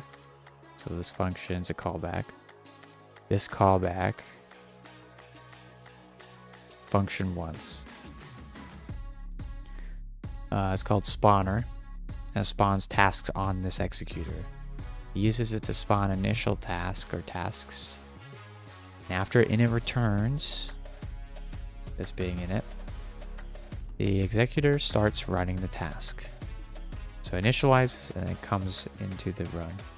To spawn more tasks later, you may keep copies of the spawner. So this right here, for example, by passing it as an argument to the initial tasks. This function requires a static mute self. This means you have to store the executor instance in a place where it'll live forever and grant you mutable access. Multiple ways to do this. You can use a static cell, static mute, a local variable in your function you know will never return,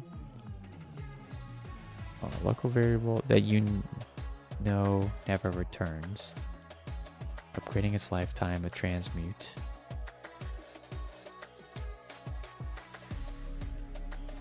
So this never returns. In fact, I don't even write. Oh, I see. It's slightly different. This is the async implementation. All right. Cool. New and run, is that? I think that might be it in terms of things. Well, what's spawner? Yeah, what's spawner? Oh, right, that's what the previous page used, right? The executor uses a spawner. Send spawner. That's another thing. Spawner, though. Handle to spawn tasks into an executor. This spawner can spawn any tasks, send and non-send ones, but it can only be used in the executor thread. It is not send itself. If you want to spawn tasks from another thread, use send spawner. So you're sending it to another thread, transferring data over. I will not be doing that for this implementation. Get a spawner for the current executor. This function is async just to get access to the current async context. It returns instantly. It does not block or yield. Spawn spawns a task into an executor. You obtain the token by calling a task function marked with this.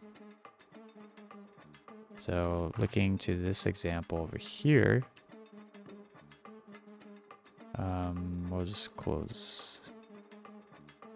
Oh wait, actually, this is, yeah, we'll close it to small. Now we'll look at this one.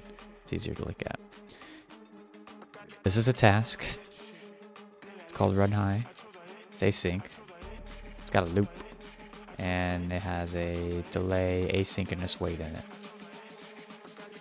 It also happens to be tied to this because of this call right here. Interrupt executor. Executor. Oh, that's different. Okay.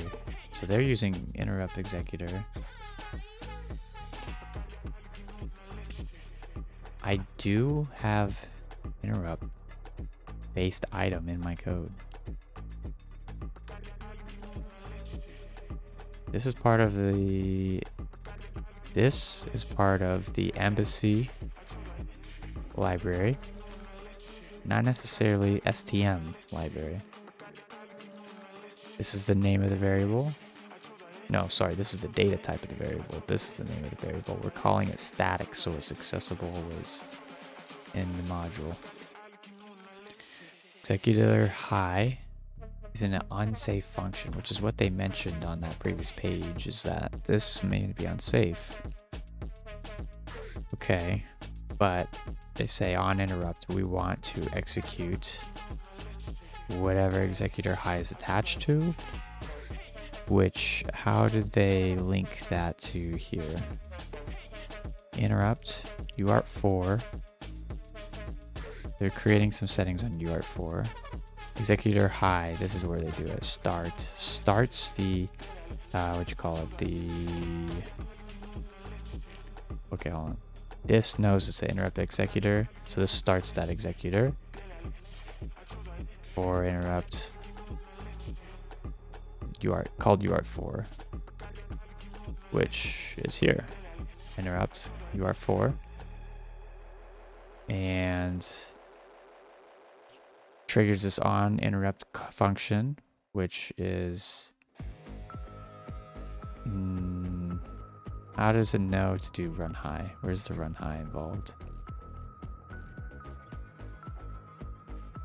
This is just creating a spawner. This spawner is somehow spawning. So this is an executor. The executor is spawning the run high function. It does run high, but it gets this await, so then it leaves and it comes back to our main. And I think they even talk about this is ran. Not Rust. Not Rust. I'm not sure why it says not Rust, but okay. Starting a long computation.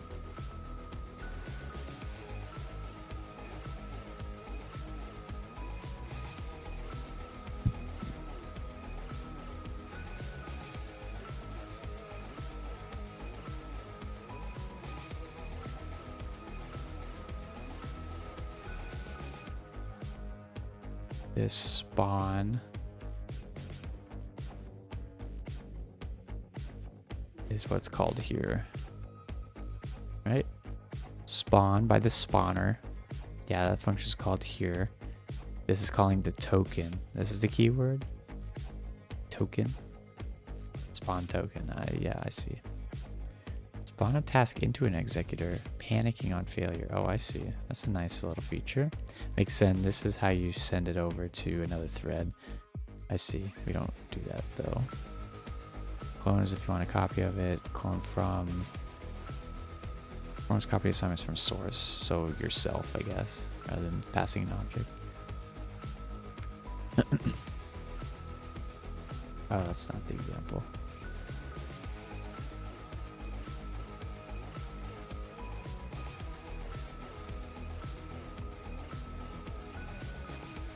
Okay.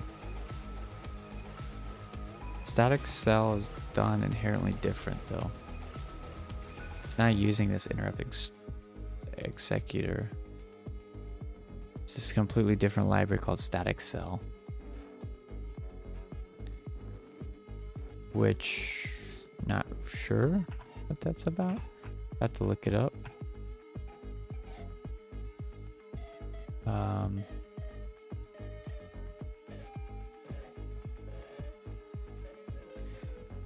Yeah, I mean it can. Oh no, we don't want that. What's this? Attribute macros. Create a new executor instance and declare an application entry point for Cortex-M spawning the corresponding function body as async task. Declare an async task that can be run by the embassy executor. The optional pool size parameter can be used to specify how many concurrent tasks can be spawned.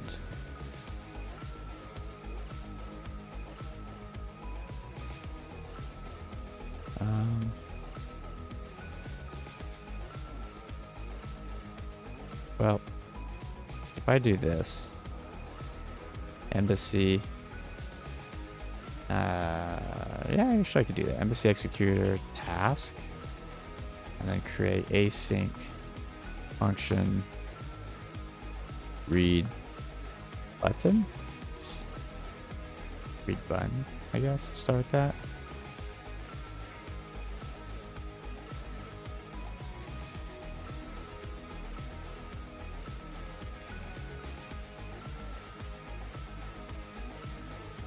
Doesn't take anything, but isn't it also... Oh, it doesn't return anything either.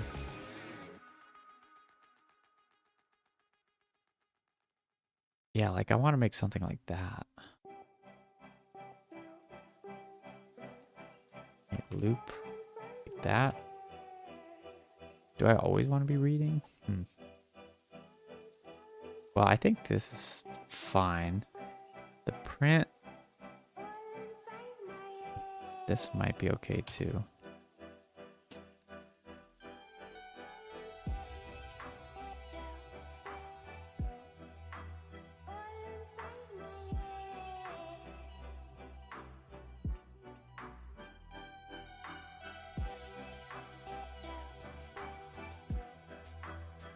Oh, right, doesn't know his context. These buttons need to be global. That makes it more tough for sure. So oh man, that does... Okay.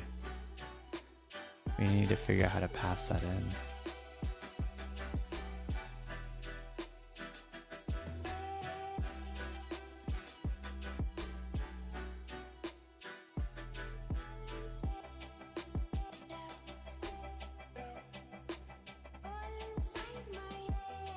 Like, what if I don't trigger this on interrupt?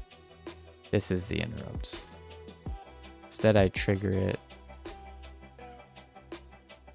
different way. Surely there's like another example, maybe? I don't know. I gotta feel like there isn't. Don't have a lot of faith. Maybe one of these more complicated examples. They don't, but they do have static variables. They sure have static variables. Oh, this is the LED strip. That's right. Maybe this has one? This is binding interrupts. Do you have some global functions? Async function, here we go. Echo async function. Yeah, this looks like it. Is there a spawner in here? What's that called? That was Echo. I think I can click this. Echo. So inside of the main, this is just clock initialization, initialization, classic USB initialization. You got your loop. You're having to wait here. Async. Hold on, what is this?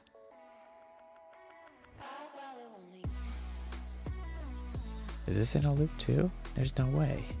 There's no way that's in a loop. Yeah, hold on. Ooh, they even do some concurrent, like waiting. We got this join. Okay, shoot. Function under test. So this builds a USB. This runs a USB. But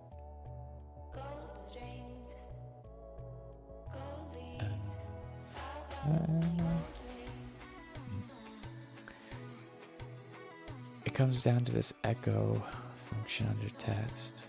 Asynchronous. You're looping in here.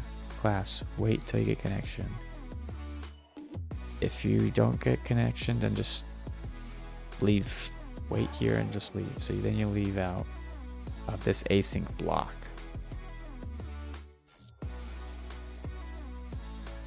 I think that is actually the key, is this async block.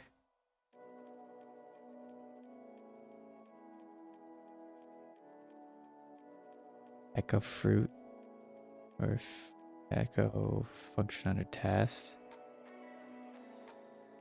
Run everything concurrently. If we had made everything static above instead, we could do this using separate tasks instead. Static being like global scope, but we didn't.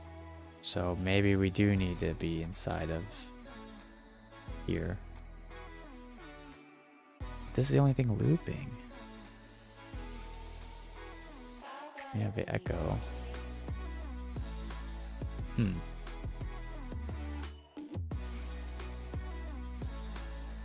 again, I could just pass this buttons and then just declare new buttons here. Right? Asynchronous function. That's what this is. Yeah, I could just pass these by cloning.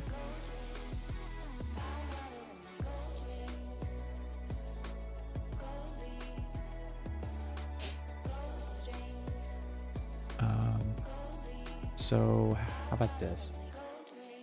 Our function, we want to return whose turn it is. Right? We don't really want anything else to be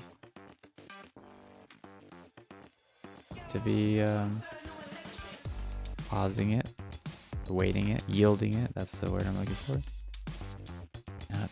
Do I need this? This part I'm not too sure about. Syntactically, because they're declaring lifetimes here. You take two parameters, an instance parameter, template, instant, or a lifetime of something. And then you pass in a class which is of the data type borrowed CDC ACM class, and the second parameter is your driver, which they don't pass here. It does return a result of either nothing or disconnected.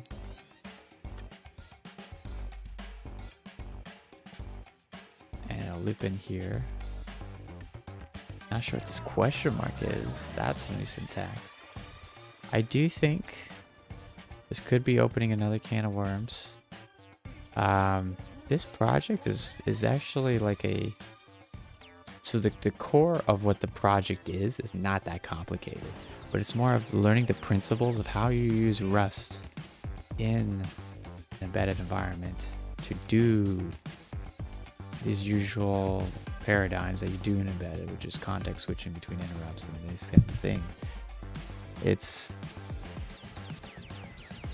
I think once I get it, I'll be fine. But I think this is going to be another segment that's going to take a bit.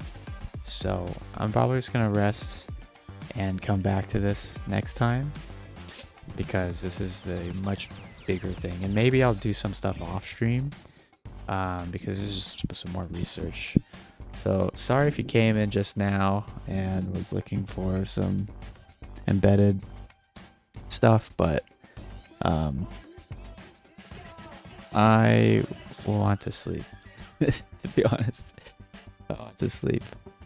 But if you, at the very least on next Tuesday, so 4 days from now, we'll be going and continuing this. So yeah, ciao to you too. Seems like Artos. I just now saw your comment. It does seem like Artos for sure. But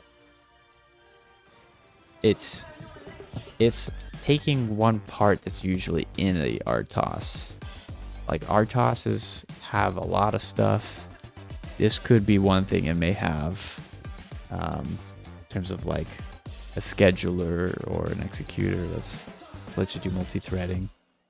So it does seem a lot like that, which also, new realm. I haven't really made a project using that, so that's kind of cool. But yeah. So anyways, I'm gonna go to bed. If it's morning for y'all, good morning. I hope to see you all again sometime in the future, hopefully, and we